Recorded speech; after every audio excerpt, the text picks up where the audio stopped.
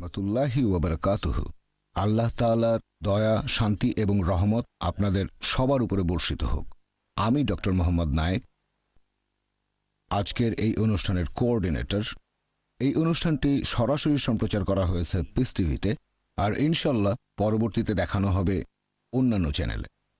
অনুষ্ঠান শুরু করার আগে আমি আপনাদেরকে এই বিতর্ক অনুষ্ঠানের পটভূমিকা সম্পর্কে কিছু কথা বলি। অক্সফোর্ড ইউনিয়নের সম্মানিত প্রেসিডেন্ট মিস্টার জেমস ল্যাংম্যান আমন্ত্রণ জানিয়েছেন ডক্টর জাকির নায়েককে, কারণ তিনি সেই অগ্রপথিকদের একজন যারা সঠিকভাবে ইসলাম এবং একবিংশ শতাব্দী নিয়ে বিস্তারিত আলোচনা করতে পারবেন বিশ্ববিখ্যাত অক্সফোর্ড ইউনিভার্সিটির ডিবেটিং সোসাইটি অক্সফোর্ড ইউনিয়নের সামনে। 1923 সাল থেকে বিভিন্ন গুরুত্বপূর্ণ বিষয় নিয়ে বিতর্ক এবং আলোচনা অনুষ্ঠানের কারণে এই সোসাইটির বিশেষ খ্যাতি রয়েছে। অক্সফোর্ড ইউনিভার্সিটির বিভিন্ন ক্যাম্পাসের পাশাপাশি তারা পৃথিবীর অনেক দেশে অনুষ্ঠানের আয়োজন করে থাকে। ডক্টর জাকির নায়েক ইনশাল্লাহ সেই সব আন্তর্জাতিকভাবে বিখ্যাত ব্যক্তিদের সাথে থাকবেন, যেমন বর্তমান প্রধানমন্ত্রী ডেভিড ক্যামেরন, সাবেক প্রধানমন্ত্রী টনি ব্লেয়ার, মার্গারেট থ্যাচার এবং উইনস্টন চার্চিল, আমেরিকার প্রেসিডেন্ট বিল ক্লিন্টন এবং জিমি কার্টার, বিজ্ঞানী অ্যালবার্ট আইনস্টাইন, আর বিখ্যাত কিছু ব্যক্তিত্ব যেমন Malcolm X, Dalai Lama, Prince Charles, Mother Teresa, এছাড়াও ফিল্ম স্টার যেমন Clint Eastwood, Pierce Brosnan, Stephen Fry এবং পপস্টার মাইকেল জ্যাকসন, যারা অক্সফোর্ড ইউনিয়নের সামনে এরকম বিভিন্ন বিষয় নিয়ে কথা বলেছেন। এই লেকচার ও প্রশ্নোত্তর পর্ব এটা একেবারেই খোলামেলাভাবে পরিচালিত হবে, আর ইনশাল্লাহ এই অনুষ্ঠানটি একেবারে সরাসরি সম্প্রচার করা হবে পুরো পৃথিবী জুড়ে পিস টিভি ইংরেজি এবং পিস টিভি উর্দুর মাধ্যমে। আমি এবারে অনুরোধ করব যারা টেকনিক্যাল সহযোগিতায় আছেন, আমরা এখন চলে যাব মিস্টার জেমস ল্যাংম্যানের কাছে। তিনি অক্সফোর্ড ইউনিয়নের প্রেসিডেন্ট। আমি মিস্টার ল্যাংম্যানকে অনুরোধ করব যাতে তিনি দায়িত্ব নেন আজকের এই ঐতিহাসিক বিতর্কের, যেটা হচ্ছে অক্সফোর্ড ইউনিয়নে। ডক্টর জাকির নায়েক আজকে যে বিষয়ে কথা বলবেন সেটা হলো ইসলাম এবং একবিংশ শতাব্দী। আজকে আমাদের সোসাইটির ঐতিহ্য অনুযায়ী আমরা পৃথিবীর শীর্ষস্থানীয় একজন ব্যক্তিত্বকে আমন্ত্রণ জানিয়েছি কথা বলার জন্য। আমাদের সোসাইটির মূল উদ্দেশ্য হল বিভিন্ন মানুষের সাথে আলোচনা ও মত বিনিময় করা। আজকের অনুষ্ঠানটিও ব্যতিক্রম নয়। আপনাদের সবাইকে জানিয়ে রাখছি, লেকচার শেষে আপনারা চাইলে বক্তাকে প্রশ্ন করতে পারেন। তাহলে আসুন এবারে আমরা সোসাইটির সবাই মিলে স্বাগত জানাই ডক্টর জাকির নায়েককে আমাদের সামনে কথা বলার জন্য।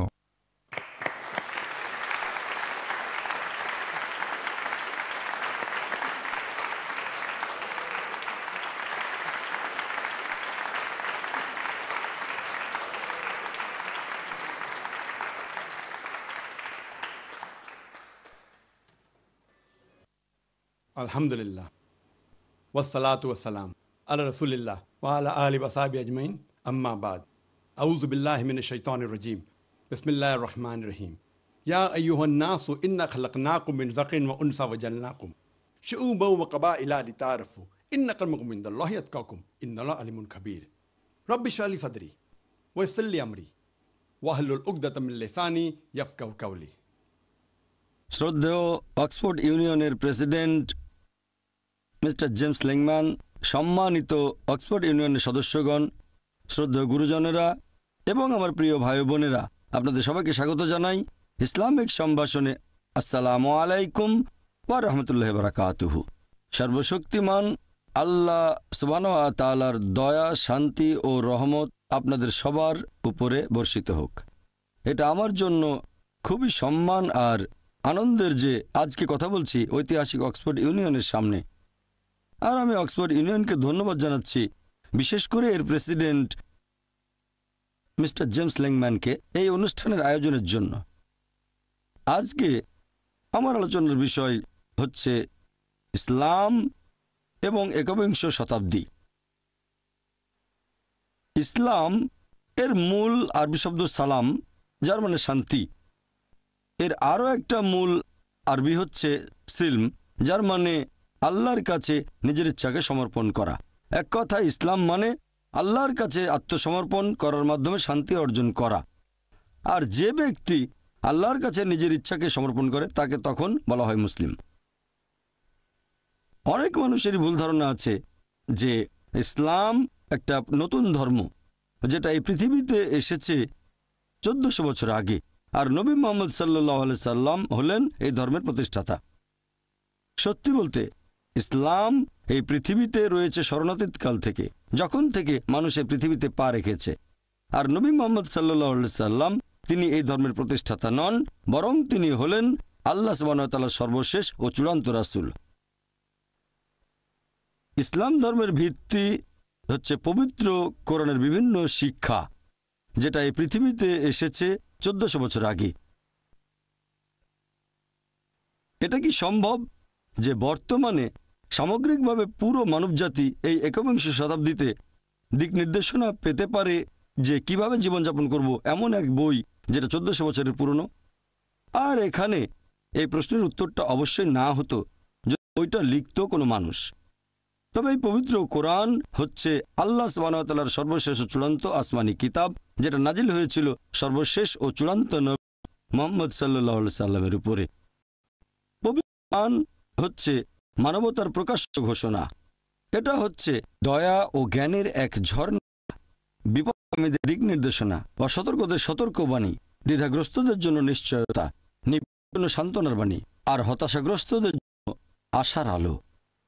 পবিত্র কোরআন আল্লাহ তাআলার সর্বশেষ ও চূড়ান্ত আসমানি কিতাব, যেটা নাজিল হয়েছে সর্বশেষ ও চূড়ান্ত নবী মুহাম্মদ সাল্লাল্লাহু আলাইহি সাল্লামের উপর। যদি কেউ দাবি করে যে অমুক বইটা আল্লাহর বাণী, যদি প্রমাণ করতে হয় যে বইটা আসলে আল্লাহ তাআলার বাণী, তাহলে বইটাকে সময়ের পরীক্ষায় পাশ করতে হবে। অনেক আগে সময় ছিল যখন অলৌকিক নিদর্শনের যুগ ছিল।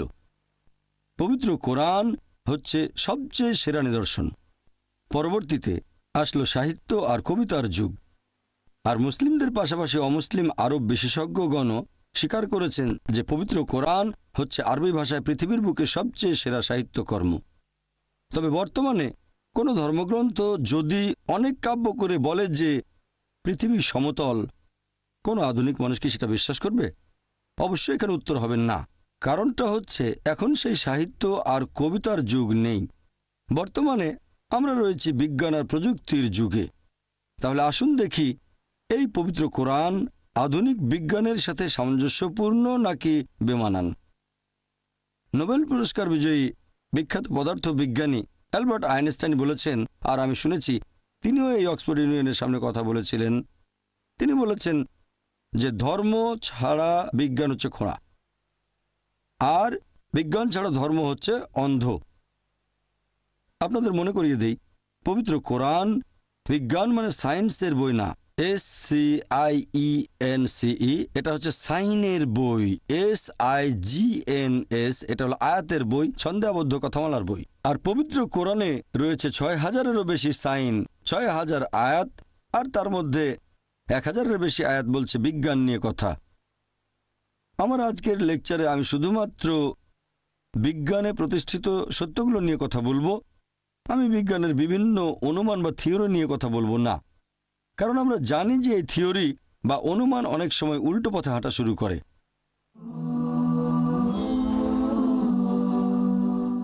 জ্যোতির্বিজ্ঞানের ক্ষেত্রে কয়েক যুগ আগে 1970-এর দশকে একদল বিজ্ঞানী ব্যাখ্যা করেছিলেন যে এই বিশ্বজগৎ কিভাবে সৃষ্টি হয়েছে। এজন্য তারা নোবেল পুরস্কার পেয়েছিলেন। এটাকে তারা বলেছিলেন বিগ ব্যাং। এই বিজ্ঞানীরা বলেছিলেন যে প্রথমে এই বিশ্বজগৎ ছিল একটা বিন্দু, তারপর সব কিছু আলাদা হয়ে গেল একটা বিস্ফোরণে, তারপর সৃষ্টি হলো গ্যালাক্সি, নক্ষত্র, গ্রহ, সূর্য, পাশাপাশি এই পৃথিবী যেখানে আমরা বাস করি। এটাকে তারা বললেন বিগ ব্যাং। এটা বিজ্ঞানীরা জানতে পেরেছেন 40 বছর আগে, আর কোরআন উল্লেখ করেছে 1400 বছর আগে। সূরা আম্বিয়া অধ্যায় নম্বর 21 আয়াত নম্বর 30 বলা হয়েছে, अवलम यरल्लज़ीना कफरू অবিশ্বাসীরা কি এটা দেখে না अन्न समावाति वल अर्द كانت رتقا ففتقناهما আকাশমণ্ডলী ও পৃথিবী ওতপ্রোতভাবে মিশেছিল আর আমি তাদের আলাদা করে দিলাম। এই বিগ ব্যাং যেটা বিজ্ঞানীরা জেনেছে কিছুদিন আগে, সেটা পবিত্র কোরআনে উল্লেখ করা হয়েছে 1400 বছর আগে। আগের দিনে এক সময় মানুষ মনে করত যে পৃথিবী সমতল। এরপর 1577 সালে স্যার ফ্রান্সিস ড্রেক পৃথিবীর চারপাশে জাহাজে করে ঘুরে আসলেন। তখন তিনি প্রমাণ করেছিলেন যে আমরা যে পৃথিবীর বুকে বসবাস করি এটা আসলে বর্তুলাকার।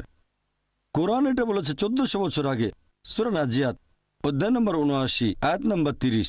والأرض بعد ذلك دحاها এবং তিনি পৃথিবীকে করেছেন ডিম্বাকৃতি। দাহাহা শব্দের আরেকটা মানে হচ্ছে বিস্তৃত, আর আমাদের পৃথিবীও বিস্তৃত। অন্য আরেকটা অর্থের মূল আরবি শব্দ হচ্ছে দুইয়া, যার মানে হচ্ছে ডিম। আর আমরা সবাই জানি যে পৃথিবী একটা বলের মতো গোলাকার নয়, পূর্ব আর পশ্চিমে চাপা, এটা আসলে বর্তুলাকার। আর যদি ভালো করে দেখেন, এই দাহাহা শব্দটা কোনো সাধারণ ডিমকে বোঝাচ্ছে না, এখানে বিশেষ করে উট পাখির ডিমকে বোঝানো হয়েছে। আর খেয়াল করলে বুঝবেন যে একটা উট পাখির ডিমও আসলে বর্তুলাকার। চিন্তা করেন, পবিত্র কোরআন 1400 বছর আগে বলেছে যে এই পৃথিবী আসলে হচ্ছে বর্তুলাকার। আগে মানুষ ভাবত যে চাঁদের আলো তার নিজস্ব আলো। কিছুদিন আগে আমরা জানতে পেরেছি যে চাঁদের আলোটা তার নিজস্ব আলো নয়, এটা আসলে প্রতিফলিত আলো, ধার করা আলো। কোরআন বলছে সূরা ফুরকান অধ্যায় নম্বর 25 আয়াত নম্বর 61, তিনি কত মহান, যিনি আকাশে সৃষ্টি করেছেন রাশিচক্র, সেখানে স্থাপন করেছেন সূর্য, প্রদীপ যার নিজস্ব আলো, এবং চাঁদ যার ধার করা আলো, প্রতিফলিত আলো। তাহলে কোরআন বলছে চাঁদের আলোটা প্রতিফলিত আলো, ধার করা আলো, যেটা বিজ্ঞান জেনেছে কিছুদিন আগে। কিছুদিন আগে মানে 50 বছর আগে, 100 বছর আগে, 200 বছর আগে। আমি যখন স্কুলে ছিলাম, আমি স্কুল পাশ করেছি 1982 সালে, 29 বছর আগে। সেখানে আমি বিজ্ঞানের বইয়ে পড়েছিলাম যে সূর্য কক্ষপথে প্রদক্ষিণ করে, কিন্তু তার নিজ অক্ষের চারপাশে আবর্তিত হয় না। আর কোরআন বলছে সূরা আম্বিয়া অধ্যায় নম্বর 21 আয়াত নম্বর 33, هو الذي خلق الليل والنهار আল্লাহ সৃষ্টি করেছেন রাত এবং দিন, والشمس والقمر এবং সূর্য ও চাঁদ كل في فلك يسبحون প্রত্যেকে নিজ কক্ষপথে নিজস্ব গতিতে বিচরণ করে। পবিত্র কোরআন বলছে সূর্য আর চাঁদ কক্ষপথে প্রদক্ষিণের পাশাপাশি তাদের নিজ অক্ষের চারপাশেও আবর্তিত হয়। আর এখনকার দিনে মাত্র কয়েক দশক আগে বিজ্ঞানীরা জানতে পেরেছেন সূর্য আবর্তিত হয়, আনুমানিক 25 দিনে সূর্যের একটা আবর্তন সম্পূর্ণ হয়। এখন পৃথিবীর সব দেশের পাঠ্য বইতে এই কথাটা উল্লেখ করা থাকে। তারপরও কিছু মানুষ হয়তো তখন বলবে, এ আর এমন কি যে কোরআনে জ্যোতির্বিজ্ঞানের কথা বলা হয়েছে, কারণ সে সময়ে আরবরা জ্যোতির্বিজ্ঞানে খুব উন্নত ছিল। আমিও একমত যে আরবরা তখন জ্যোতির্বিজ্ঞানে খুব উন্নত ছিল। তবে আপনাদের মনে করিয়ে দিই যে আরবরা জ্যোতির্বিজ্ঞানে অনেক উন্নতি লাভ করতে পেরেছিল পবিত্র কোরআন নাজিল হওয়ার কয়েকশো বছর পরে। তাহলে এই কোরআন থেকে আরবরা জ্যোতির্বিজ্ঞান সম্পর্কে জানতে পেরেছিল, এর উল্টোটা নয়। এরপর হাইড্রোলজির ক্ষেত্রে আমরা স্কুলে থাকতে পানিচক্র পড়েছি। সমুদ্র থেকে পানি উপরে উঠে বাষ্প হয়, মেঘে পরিণত হয়, তারপর একসময় সেটা বৃষ্টি হয়ে মাটিতে পড়ে যায়। এভাবে পানিচক্র সম্পূর্ণ হয়। প্রথমবারের মতো পানিচক্রের বিস্তারিত বর্ণনা দেন স্যার বার্নার্ড প্যালিসি, আর সেটা 1580 সালে। পবিত্র কোরআনেও পানিচক্র সম্পর্কে বিস্তারিত বলা হয়েছে 1400 বছর আগে। কোরআন বলছে সমুদ্রের পানি বাষ্প হয়ে উপরে ওঠে, মেঘে পরিণত হয়, মেঘগুলো একত্রিত হয়ে আকাশে ভেসে বেড়ায়, বৃষ্টি হয়ে সেটা মাটিতে পড়ে যায়, পানির স্তর আবার ভরাট হয়ে পানিচক্র সম্পন্ন হয়। পবিত্র কোরআনে পানিচক্র সম্পর্কে বিস্তারিত বলা হয়েছে অনেকগুলো আয়াতে। সূরা আল জুমার অধ্যায় নম্বর 39 আয়াত নম্বর 21, সূরা রুম অধ্যায় নম্বর 30 আয়াত নম্বর 24, সূরা মুমিনুন অধ্যায় 23 আয়াত নম্বর 18, সূরা হিজর অধ্যায় নম্বর 15 আয়াত নম্বর 22, এরপর সূরা নূর অধ্যায় নম্বর 24 আয়াত নম্বর 43, সূরা আরাফ অধ্যায় নম্বর 7 আয়াত নম্বর 57, সূরা রদ অধ্যায় নম্বর 13 আয়াত নম্বর 17, সূরা ফুরকান অধ্যায় নম্বর 25 আয়াত 48 ও 49, সূরা ফাতির অধ্যায় নম্বর 35 আয়াত নম্বর 9, সূরা ইয়াসিন অধ্যায় নম্বর 36 আয়াত নম্বর 34, সূরা জাসিয়া অধ্যায় নম্বর 45 আয়াত নম্বর 5, সূরা কাফ অধ্যায় নম্বর 50 আয়াত নম্বর 8 ও 9, সূরা ওয়াকিয়া অধ্যায় নম্বর 56 আয়াত নম্বর 68 থেকে 70, এরপর সূরা মুলক অধ্যায় 67 আয়াত নম্বর 30, সূরা তারিক অধ্যায় 86 আয়াত নম্বর 11। এভাবে আমি পবিত্র কোরআনের আরো অনেকগুলো আয়াতের রেফারেন্স দিতে পারি যেখানে পানিচক্র সম্পর্কে বিস্তারিতভাবে বর্ণনা দেওয়া হয়েছে। এরপর সমুদ্রবিদ্যার ক্ষেত্রে পবিত্র কোরআনের একটি আয়াত সূরা ফুরকান অধ্যায় নম্বর 25 আয়াত 53 বলা হয়েছে, যে তিনি দুই দরিয়াকে মিলিতভাবে প্রবাহিত করেন, একটি মিষ্ট এবং সুপেয়, অন্যটি লোনা এবং খর। তারা মিলিত হলেও পরস্পর মিশে যায় না, তাদের মাঝে রয়েছে এক অন্তরায় যেটা অতিক্রম করা যায় না। আগেকার দিনে মানুষ এটা জানতো যে পানি দুই প্রকার, মিষ্ট এবং লোনা, তবে কোরআন যারা পড়তো তারা বুঝতে পারতো না যে আল্লাহ এটা বলে কি বোঝাতে চেয়েছেন যে এই দুই প্রকার পানি মিলিত হয় কিন্তু তারা মিশে যায় না, আর তাদের মধ্যে রয়েছে এক অন্তরায় যা অতিক্রম করা যায় না। এখন বিজ্ঞান ও প্রযুক্তি উন্নত হওয়ার কারণে আমরা জানতে পেরেছি যখন এক ধরনের পানি আরেক ধরনের পানির মধ্যে প্রবাহিত হয় তখন যে পানিটা প্রবাহিত হচ্ছে সেটা তার উপাদান হারিয়ে অন্য পানির মতো হয়ে যায়। এটাকে এখনকার বিজ্ঞান বলে পরিবর্তনকালীন সমরূপ এলাকা, আর পবিত্র কোরআন এটাকে বলে বারজাক, এক অন্তরায়।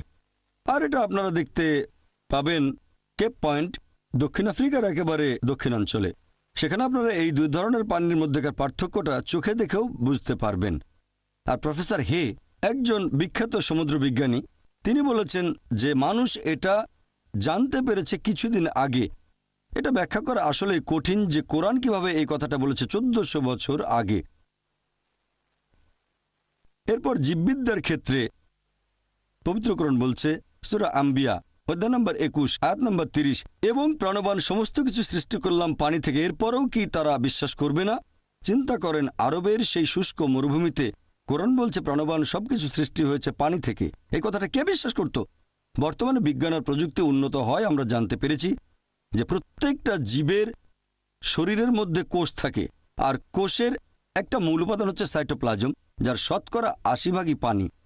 এখন বিজ্ঞান আমাদের বলে যে প্রত্যেক জীবদেহে শতকরা 50 থেকে 90 পানি।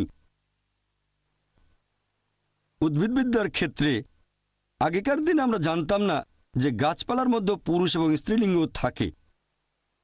পবিত্র কোরআন বলছে সূরা তাহা অধ্যায় নম্বর 20 আয়াত নম্বর 53 যে আল্লাহ আকাশ থেকে বাড়ি বর্ষণ করেন, সেটা দ্বারা উৎপন্ন করেন বিভিন্ন প্রকারের উদ্ভিদের জোড়া, একটা অন্যটা থেকে আলাদা। এখানে আরবি শব্দ আজওয়াজ মানে জোড়া, তার মানে গাছপালারও পুরুষ এবং স্ত্রীলিঙ্গ আছে।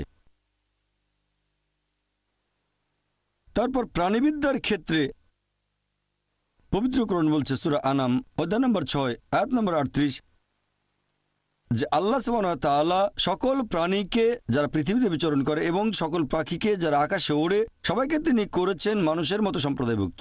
এখনকার দিনের বিজ্ঞান বলে বিভিন্ন প্রাণী এবং পাখি সবাই মানুষের মতো দলবদ্ধ হয়ে বসবাস করে, যেটা মানুষ আগে জানত না। পবিত্র কোরআন মৌমাছির জীবন প্রণালী সম্পর্কে বলেছে সূরা নাহল অধ্যায় নম্বর 16 আয়াত 68 ও 69। কোরআন মাকড়সার জীবন প্রণালী সম্পর্কে বলেছে সূরা আনকাবুত অধ্যায় নম্বর 29 আয়াত নম্বর 41। কোরআন পিঁপড়ার জীবন প্রণালী আর যোগাযোগ পদ্ধতি সম্পর্কেও বলেছে সূরা নামল অধ্যায় নম্বর 27 আয়াত 17 ও 18।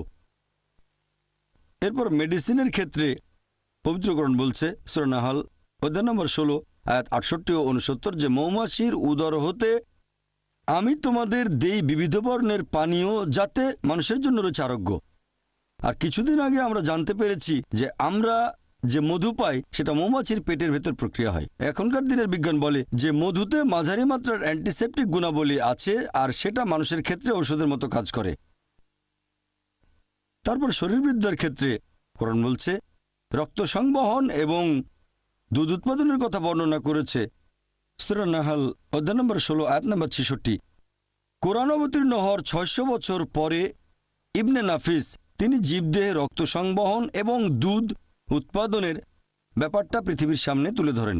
এর 400 বছর পরে, তার মানে কোরআন অবতীর্ণ হওয়ার 1000 বছর পরে উইলিয়াম হার্ভে পশ্চিমা বিশ্বে এই ধারণাটা প্রচার করেন।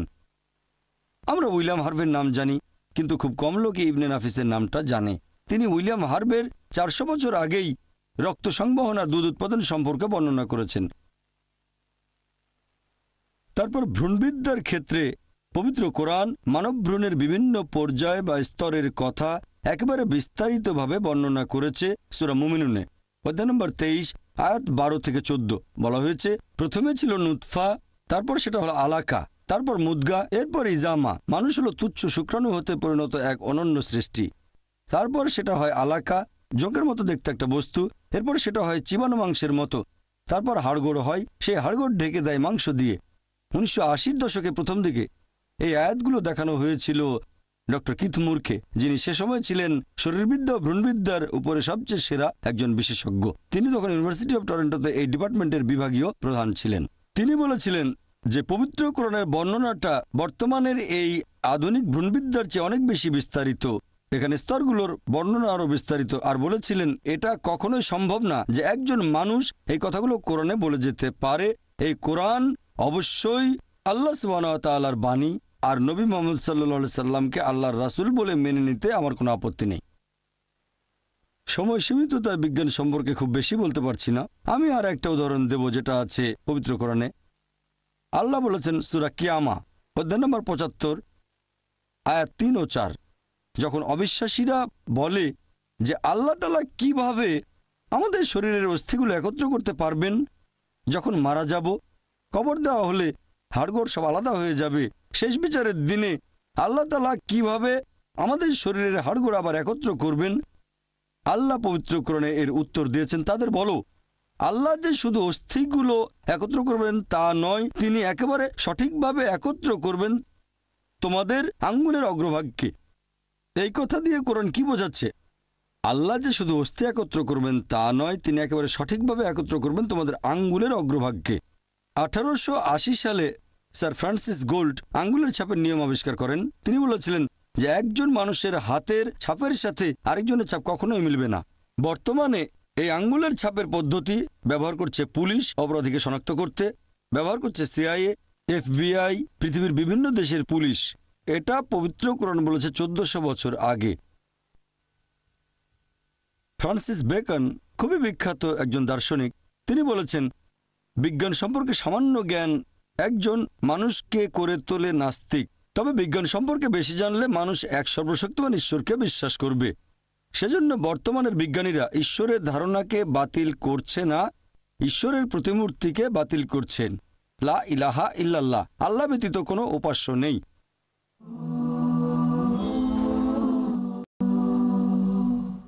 আমার লেকচারের শুরুতে পবিত্র কোরআনের একটা আয়াত বলেছিলাম, সূরা হুজুরাত অধ্যায় নম্বর 49 আয়াত 13 বলা হয়েছে, ইয়া আইয়ুহান নাসু ইন্না খালাকনাকুম মিন যাকিন ওয়া উনসা ওয়া জাআলনাকুম শুউবান ওয়া কাবাইলা লিতাআরাফু ইন্না আক্রামাকুম ইনদাল্লাহি আতকাকুম ইন্নাল্লাহা আলিমুন খাবীর। যার মানে, হে মানুষ জাতি, আমি তোমাদের সৃষ্টি করেছি একজোড়া পুরুষ ও নারী হতে, আর তোমাদের বিভক্ত করেছি বিভিন্ন জাতি ও গোত্রে, যাতে তোমরা একে অন্যের সাথে পরিচিত হতে পারো। এমন না যে একে অন্যকে ঘৃণা করবে। আর আল্লাহর নিকট সেই ব্যক্তি সবচেয়ে মর্যাদা সম্পন্ন যার রয়েছে তাকওয়া। আল্লাহ তাআলার কাছে বিচার করার যে মানদণ্ডটা, সেটা লিঙ্গ নয়, গায়ের রং নয়, ধন সম্পদ নয়, অথবা বয়স নয়, সেটা হচ্ছে তাকওয়া, আল্লাহকে মেনে চলা, ধার্মিকতা এবং ন্যায়নিষ্ঠতা। যেটা দিয়ে একজন মানুষ আরেকজনের চেয়ে বেশি মর্যাদা পেতে পারে, সেটা হচ্ছে ন্যায়নিষ্ঠতা এবং ধার্মিকতা। অন্য কোনো মানদণ্ড নেই। কোরআন বলছে সূরা রুম অধ্যায় নম্বর 30 আয়াত নম্বর 22, আল্লাহর নিদর্শনগুলোর মধ্যে রয়েছে আকাশমণ্ডলীয় পৃথিবী এবং তোমাদের ভাষা ও বর্ণের বৈচিত্র্য, এতে জ্ঞানীদের জন্য বহু নিদর্শন রয়েছে। পবিত্র কোরআন বলছে তিনি মানুষের গায়ের রং আর ভাষার মধ্যে বৈচিত্র্য দিয়েছেন, যাতে করে জ্ঞানীরা বুঝতে পারে যে এটা আল্লাহ সুবহানাহু ওয়া তাআলার নিদর্শন। এখানে বলা হয়েছে সার্বজনীন ভ্রাতৃত্বের কথা, যে আল্লাহ তাআলা আমাদের পুরো মানুষ জাতিকে সৃষ্টি করেছেন একজোড়া পুরুষ ও নারী হতে, আদম ও হাওয়া, ওনারা শান্তিতে থাকুন।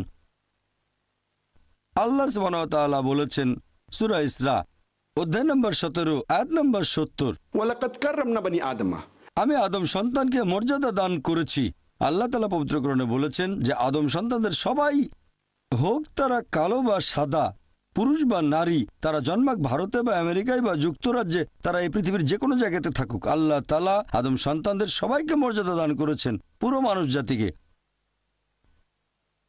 আর ইসলাম সার্বজনীন ভ্রাতৃত্বের কথা বলার পাশাপাশি একেবারে হাতে কলমে দেখিয়ে দেয় যে প্রত্যেক মুসলিম যারা ইসলাম ধর্ম পালন করে, তারা প্রতিদিন কমপক্ষে 5 বার এই কাজটাকে করে দেখাবে। আমি এখানে ইসলাম ধর্মের একটা স্তম্ভের কথা বলছি, সালাত বা নামাজ, প্রার্থনা করা। আমাদের প্রিয় নবী মুহাম্মদ সাল্লাল্লাহু আলাইহি সাল্লাম বলেছেন, যখন তোমরা নামাজের জন্য দাঁড়াবে, কাঁধে কাঁধ লাগিয়ে দাঁড়াবে। আপনার পাশে যে লোকটা দাঁড়িয়ে আছে, হোক সে কালো বা সাদা, ধনী বা গরিব, রাজা বা ফকির, যখন আপনি নামাজ পড়তে দাঁড়াবেন, কাঁধে কাঁধ লাগিয়ে দাঁড়াবেন। এভাবে আমরা সার্বজনীন ভ্রাতৃত্বের চর্চা করি প্রতিদিন কমপক্ষে 5 বার। এই ভ্রাতৃত্বের আরেকটা উদাহরণ হলো হজ। এটা ইসলাম ধর্মের আরেকটা স্তম্ভ। যেসব ধনী লোকের সামর্থ্য আছে, যাদের স্বাস্থ্য উপযোগী মক্কা ভ্রমণের জন্য হজ করতে, তারা জীবনে অন্তত একবার সেখানে যাবে। আর হজ হচ্ছে পৃথিবীর মধ্যে সবচেয়ে বড় বার্ষিক সম্মেলন, যেখানে 30 থেকে 40 লাখ মানুষ আসে পৃথিবীর বিভিন্ন দেশ থেকে, যেমন আমেরিকা, কানাডা, যুক্তরাজ্য, মালয়েশিয়া, পৃথিবীর বিভিন্ন দেশ থেকে সবাই এসে আরাফাত ময়দানে তারা একত্রিত হয়। আর সে সময় তারা পরে থাকে 2 টুকরো সেলাই না করা কাপড়, সাদা রঙের কাপড়। আপনি বুঝতে পারবেন না আপনার পাশে যে লোকটা দাঁড়িয়ে আছে সে রাজা না ফকির। আর সবাই তখন মুখে একটা কথাই বলতে থাকে, লাব্বাইক আল্লাহুম্মা লাব্বাইক, শোনো হে প্রভু, আমরা এসেছি তোমার আহ্বানে। ইসলাম হাতে কলমে সার্বজনীন ভ্রাতৃত্বের চর্চা করে। অনেক ধর্মই বিশ্বাস করে যে মানুষ জাতি সৃষ্টি হয়েছে একজোড়া পুরুষ ও নারী হতে, আদম ও হাওয়া। তবে কিছু ধর্ম আছে যারা শুধুমাত্র হাওয়াকে দায়ী করে মানুষ জাতির পতনের জন্য, যে এটাই আদি পাপ। তবে কোরআন পড়লে দেখবেন সেখানে আল্লাহ তাআলার আদেশ অমান্য করার দায়ভারটা দুজনের উপরেই দেওয়া হয়েছে। আদম এবং হাওয়া তারা শান্তিতে থাকুন। কোরআন বলছে সূরা আরফ অধ্যায় নম্বর 7 আয়াত 19 থেকে 27, আদম এবং হাওয়া তারা শান্তিতে থাকুন। তাদের দুজনকেই এখানে বেশ কয়েকবার সম্বোধন করা হয়েছে। তারা দুজনেই আল্লাহর আদেশ অমান্য করেছেন, দুজনে তওবা করেছেন, দুজনকে ক্ষমা করা হয়েছে। দায়ভারটা দুজনের উপরই দেওয়া হয়েছে। পবিত্র কোরআনে এরকম একটা আয়াত নেই যেখানে দায়ভারটা শুধু হাওয়াকে দেওয়া হয়েছে। তবে পবিত্র কোরআনে একটা আয়াত আছে সূরা তাহা অধ্যায় নম্বর 20 আয়াত নম্বর 121, বলা হয়েছে এখানে শুধু আদম আলাইহিস সালামকে বলা হয়েছে যে তিনি আল্লাহকে অমান্য করেছেন। তবে সামগ্রিকভাবে কোরআন পড়লে দেখবেন দায়ভার দুজনের উপরই সমানভাবে দেওয়া হয়েছে। এরকম কিছু ধর্ম আছে আর তারা বলে যে মানব জাতির পতনের জন্য দায়ী হলো নারী। ইসলাম এটাতে বিশ্বাস করে না। কিছু ধর্ম বলে এই কারণে হাওয়াকে আল্লাহ শাস্তি দিয়েছেন, আর প্রসব যন্ত্রণা হচ্ছে মহিলাদের উপর আল্লাহর অভিশাপ এবং শাস্তির ফল। তবে ইসলামে গর্ভধারণ মহিলাদের সম্মান বাড়িয়ে দেয়। কোরআন বলছে সূরা নিসা অধ্যায় নম্বর 4 আয়াত নম্বর 1, তোমাকে ধারণ করা গর্ভকে শ্রদ্ধা করো। কোরআন বলছে সূরা লুকমান অধ্যায় নম্বর 31 আয়াত নম্বর 14, আমি মানুষকে নির্দেশ দিয়েছি বাবা মার সাথে সদাচরণ করার জন্য। অনেক কষ্ট বরণ করে মা তার সন্তানকে গর্ভধারণ করে এবং তার দুধ ছাড়ানো হয় 2 বছরে। কোরআনের কথাটা আবার বলা হচ্ছে সূরা আহকাফ অধ্যায় নম্বর 46 আয়াত নম্বর 15, আমি মানুষকে বাবা মার সাথে সদ্ব্যবহার করার নির্দেশ দিয়েছি। কষ্টের সাথে মা তাকে গর্ভে ধারণ করে এবং প্রসব করে কষ্টের সাথে। তাহলে গর্ভধারণ মহিলাদের মর্যাদা বাড়িয়ে দেয়, কোনোভাবেই তাদের ছোট করে না। আর আমাদের প্রিয় নবী বলেছেন, এটা আছে সহিহ বুখারীতে। সহিহ বুখারী হলো সর্বশেষ চূড়ান্ত নবী মুহাম্মদ সাল্লাল্লাহু আলাইহি সাল্লামের কথা ও কাজের একটা নির্ভরযোগ্য সংগ্রহ। সহিহ বুখারীতে উল্লেখ আছে খণ্ড নম্বর 8 আদব কায়দা অধ্যায় 2 হাদিস নম্বর 2, একবার এক লোক নবীকে জিজ্ঞেস করল, এই পৃথিবীতে সবচেয়ে বেশি সাহচর্য আর ভালোবাসা কার প্রাপ্য? নবী বললেন, তোমার মা। লোকটা জিজ্ঞেস করল, তারপর কে? নবী আবারও বললেন, তোমার মা। লোকটা জিজ্ঞেস করল, তারপর কে? নবী আবারও বললেন, তোমার মা। লোকটা চতুর্থবারের মতো জিজ্ঞেস করলো যে তারপর কে? তখন নবী বললেন যে তোমার বাবা। তার মানে সাহচর্য আর ভালোবাসার থেকে 75% পাচ্ছেন মা, আর বাকি 25% পাচ্ছেন বাবা। এক কথায় মা পাচ্ছেন গোল্ড মেডেল, পাচ্ছেন সিলভার মেডেল, এর পাশাপাশি ব্রোঞ্জ মেডেলটাও, আর বাবাকে শুধু একটা সান্ত্বনা পুরস্কার নিয়ে সন্তুষ্ট থাকতে হচ্ছে। ইসলাম ধর্মের এই শিক্ষাগুলো আমরা মেনে চলি। যদি ভালো করে দেখেন, ইসলাম মহিলাদের অর্থনৈতিক অধিকার দিয়েছে পশ্চিমা বিশ্বের 1300 বছর আগে। 1400 বছর আগে ইসলাম একজন প্রাপ্তবয়স্ক মহিলাকে এ অধিকার দিয়েছে, তারা অন্য কারো অনুমতি ছাড়াই কোনো সম্পদের মালিক বা সম্পদ দান করতে পারবে। পশ্চিমা বিশ্ব মহিলাদের সম্পদের মালিকানা নেয়া বা দান করার অনুমতি দিয়েছে, সেটা হচ্ছে 1870-এর দশকে। সেটা ছিল ম্যারিড উইমেন প্রপার্টি অ্যাক্ট। সেখানে বলা হয়েছে একজন প্রাপ্তবয়স্ক বিবাহিত মহিলা তার স্বামীর অনুমতি ছাড়াই সম্পদের মালিক হতে বা সেটা দান করতে পারবেন। পরে এই আইনটা সংশোধন করা হয়েছে। ইসলাম মহিলাদেরকে অর্থনৈতিক অধিকার দিয়েছে পশ্চিমা বিশ্বের 1300 বছর আগে। আর ইসলাম ধর্মে আমরা এই শব্দটা মানি না যে হাউস ওয়াইফ। ইংরেজি ভাষায় এটা ব্যবহার করা হয়, কারণ আমরা মনে করি না যে সেই মহিলার বিয়ে হয়েছে ঘরের সাথে, যে তাদের বলবো হাউস ওয়াইফ। আমরা এসব ক্ষেত্রে যেটা বলি সেটা হচ্ছে হোম মেকার, যে ব্যক্তি ঘরটা তৈরি করেন, যে ঘরকে গঠন করে। যদিও অনেকেরই ইসলাম সম্পর্কে ভুল ধারণা আছে, আর অনেকেই মনে করে যে ইসলাম ধর্মে পুরুষ এবং নারী সমান নয়। সত্যি বলতে ইসলাম ধর্মে পুরুষ এবং নারী সমান, তবে এই সমান হওয়া মানে অভিন্নতা নয়।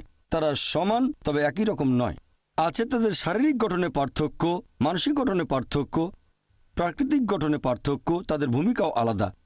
সব মিলিয়ে পুরুষ এবং নারীর সমান। কিছু কিছু ক্ষেত্রে মহিলারা হয়তো কিছুটা এগিয়ে আছে, আবার কিছু ক্ষেত্রে পুরুষ হয়তো এগিয়ে আছে। আপনাদের একটা উদাহরণ দেই। মনে করেন একটা ক্লাসে দুজন ছাত্র এ আর বি, তারা দুজনেই প্রথম হলো একটা পরীক্ষায়। দুজনে 100-80 পেয়েছে। যখন পরীক্ষার খাতাটা দেখলেন সেখানে 10টা প্রশ্ন, মানে 10টা উত্তর, ধরেন প্রত্যেকটাতে 10 নাম্বার। দেখা গেল 1 নম্বর প্রশ্নের উত্তরে ছাত্র এ পেয়েছে 10-এর মধ্যে 9, ছাত্র বি পেয়েছে 10-এর মধ্যে 7।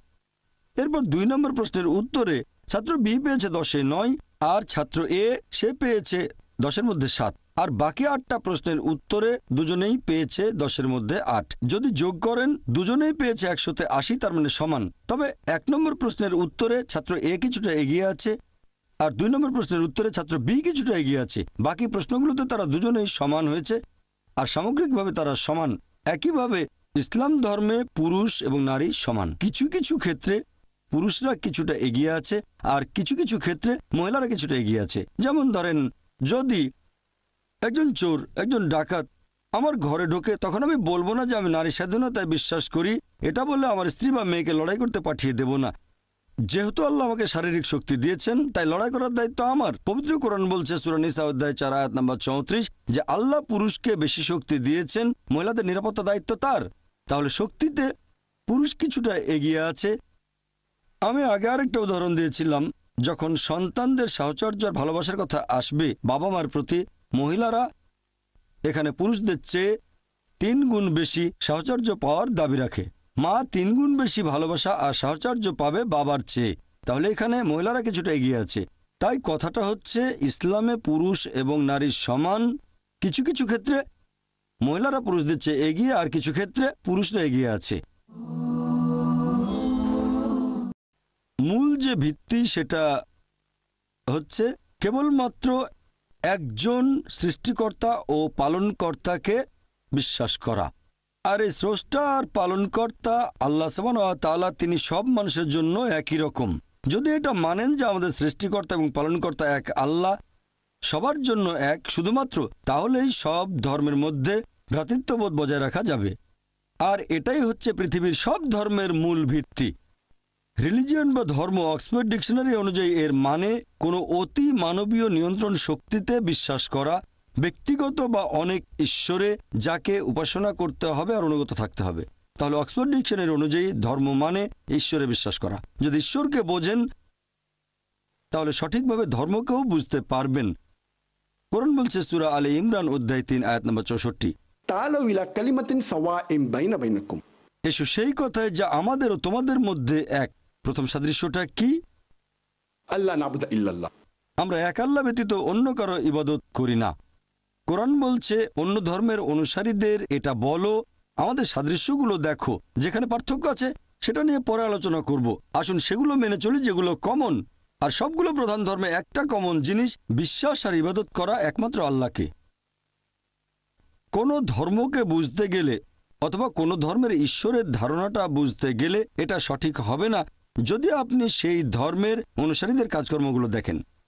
কারণ অনেক সময় সেই অনুসারী নিজেই তার ধর্ম সম্পর্কে ভালো মতো জানে না, অথবা ঈশ্বরের ধারণাটাও ঠিকমতো বোঝে না। কোনো একটা ধর্মকে বোঝার সবচেয়ে সেরা যে উপায়, অথবা কোনো ধর্মে ঈশ্বরের ধারণাকে বোঝার সেরা উপায় হচ্ছে সেই ধর্মের যে পবিত্র গ্রন্থগুলো আছে সেখানে ঈশ্বর সম্পর্কে কি বলা হয়েছে সেগুলো দেখা। আসুন আমরা সংক্ষেপে পৃথিবীর প্রধান ধর্মগুলোতে ঈশ্বরের ধারণা সম্পর্কে জেনে নিই। প্রথমে আমরা হিন্দু ধর্মে ঈশ্বরের ধারণা বোঝার চেষ্টা করব। হিন্দু ধর্মে সবচেয়ে পবিত্র আর বিশুদ্ধ 2টো ধর্মগ্রন্থ আছে, সেগুলো বেদ আর উপনিষদ। ছান্দোগ্য উপনিষদে উল্লেখ করা হয়েছে 6 নম্বর অধ্যায় অনুচ্ছেদ 2 পরিচ্ছেদ 1, একম এভিদিত্যম, ঈশ্বর কেবলমাত্র একজন, দ্বিতীয় কেউ নেই। এটা একটা সংস্কৃত উদ্ধৃতি। এরপর শ্বেতাশ্বেত্র উপনিষদে উল্লেখ আছে 6 নম্বর অধ্যায় অনুচ্ছেদ 9। नाच्यस्य कसिज जनिता न च दीपा। মহান ঈশ্বরের কোনো বাবা মা নেই, তার কোনো প্রভু নেই, তার কোনো বাবা নেই, তার কোনো মা নেই, তার উপরে আর কেউ নেই। এছাড়াও শ্বেতাসূত্র উপনিষদে উল্লেখ আছে অধ্যায় 4 অনুচ্ছেদ 19, আর আছে যজুর্বেদে অধ্যায় 32 অনুচ্ছেদ 3। न तस्य प्रतिमा अस्ति। মহান ঈশ্বরের কোনো প্রতিমা নেই। প্রতিমা একটা সংস্কৃত শব্দ যার মানে প্রতিমূর্তি, ফটোগ্রাফ, পেইন্টিং, ছবি, ভাস্কর্য অথবা একটা মূর্তি। বলা হয়েছে মহান ঈশ্বরের কোনো প্রতিমূর্তি নেই, কোনো ছবি নেই, কোনো পেইন্টিং নেই, কোনো ফটোগ্রাফ নেই, কোনো ভাস্কর্য নেই, কোনো মূর্তি নেই, কোনো প্রতিমূর্তি নেই। আর হিন্দুদের ব্রহ্মসূত্র হিন্দুজমে মূল ধর্মবিশ্বাস। एकम ब्राह्म देवत्या नास्ते नैना नास्ते किंचन। भगवान एक ही है, दूसरा नहीं है, नहीं है, नहीं है, जरा भी नहीं है। ঈশ্বর কেবলমাত্র একজন, দ্বিতীয় কেউ নেই, আর কেউ নেই, আর কেউ নেই, কোথাও কেউ নেই। তাহলে যদি হিন্দু ধর্মগ্রন্থ পড়েন সেখানে আপনারা হিন্দু ধর্মে ঈশ্বরের ধারণাটা বুঝতে পারবেন, আর হিন্দু ধর্মটাকেও সঠিকভাবে বুঝতে পারবেন। আসুন এবারে আমরা ইহুদি ধর্মে ঈশ্বরের ধারণা দেখি।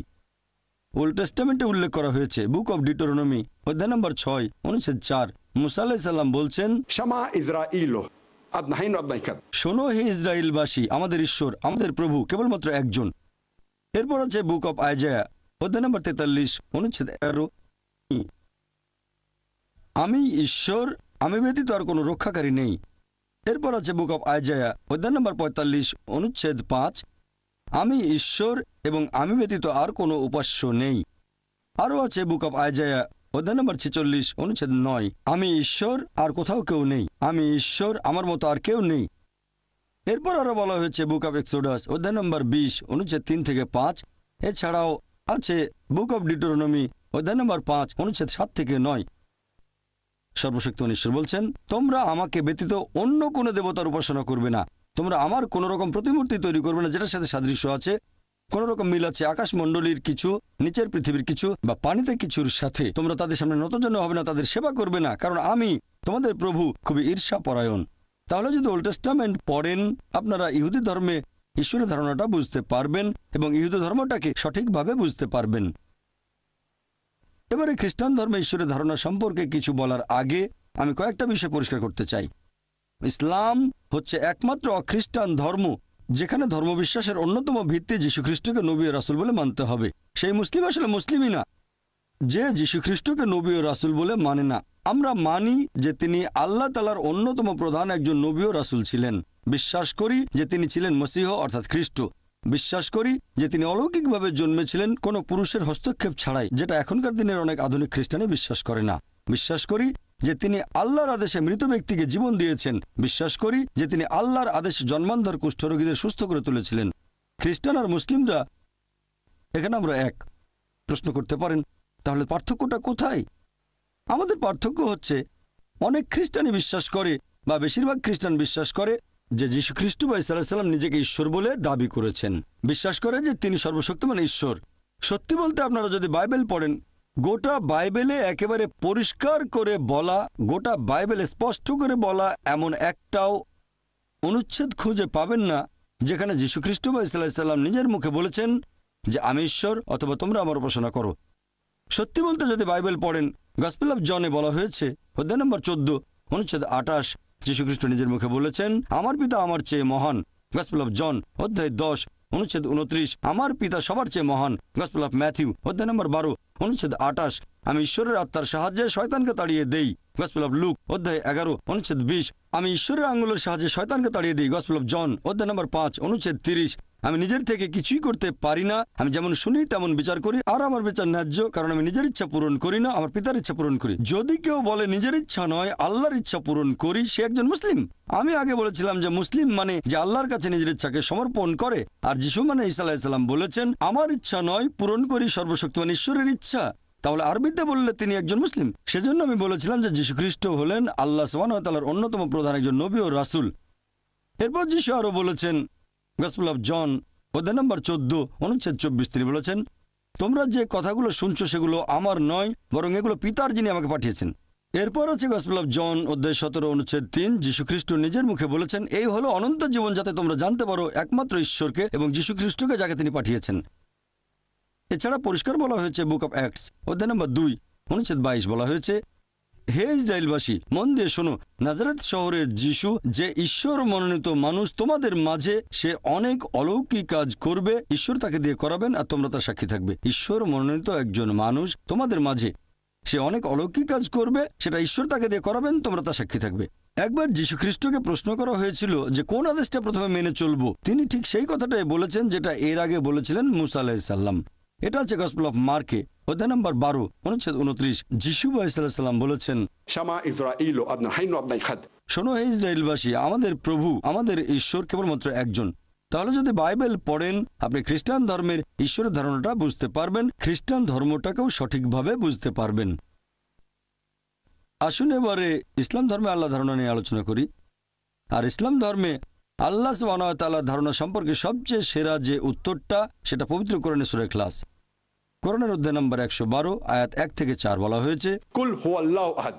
বলো তিনি আল্লাহ এক অদ্বিতীয়। Allahus samad. আল্লাহ তিনি সার্বভৌম চিরস্থায়ী। Lam yalid wa lam yulad. তিনি কাউকে জন্ম দেননি, কখনো জন্ম নেননি, Wa lam yakul lahu kufuwan ahad. তার সমতুল্য কিছুই নেই। এই হলো আল্লাহ সুবহানাহু ওয়া তাআলার 4 লাইনের সংজ্ঞা। যদি কেউ বলে যে অমুক জায়গায় অমুক লোক হচ্ছে ঈশ্বর, যদি কেউ এই 4টা পরীক্ষায় পাশ করে, আমরা মুসলিমরা আপত্তি ছাড়াই তাকে আল্লাহ বলে মেনে নিতে পারবো। 1 নম্বর হচ্ছে, বলো তিনি আল্লাহ এক অদ্বিতীয়। 2 নম্বর, তিনি হবেন সার্বভৌম চিরস্থায়ী। 3 নম্বর, তিনি কাউকে জন্ম দেননি, কখনো জন্ম নেননি। 4 নম্বর, সমগ্র বিশ্বজগতে তার সমতুল্য আর কেউ নেই। এই হলো আল্লাহ তাআলা 4 লাইনের সংজ্ঞা। এটাকে আমরা বলি ঈশ্বর তত্ত্বের লিটমাস টেস্ট অথবা ঈশ্বর তত্ত্বের কোষ্ঠী পাথর।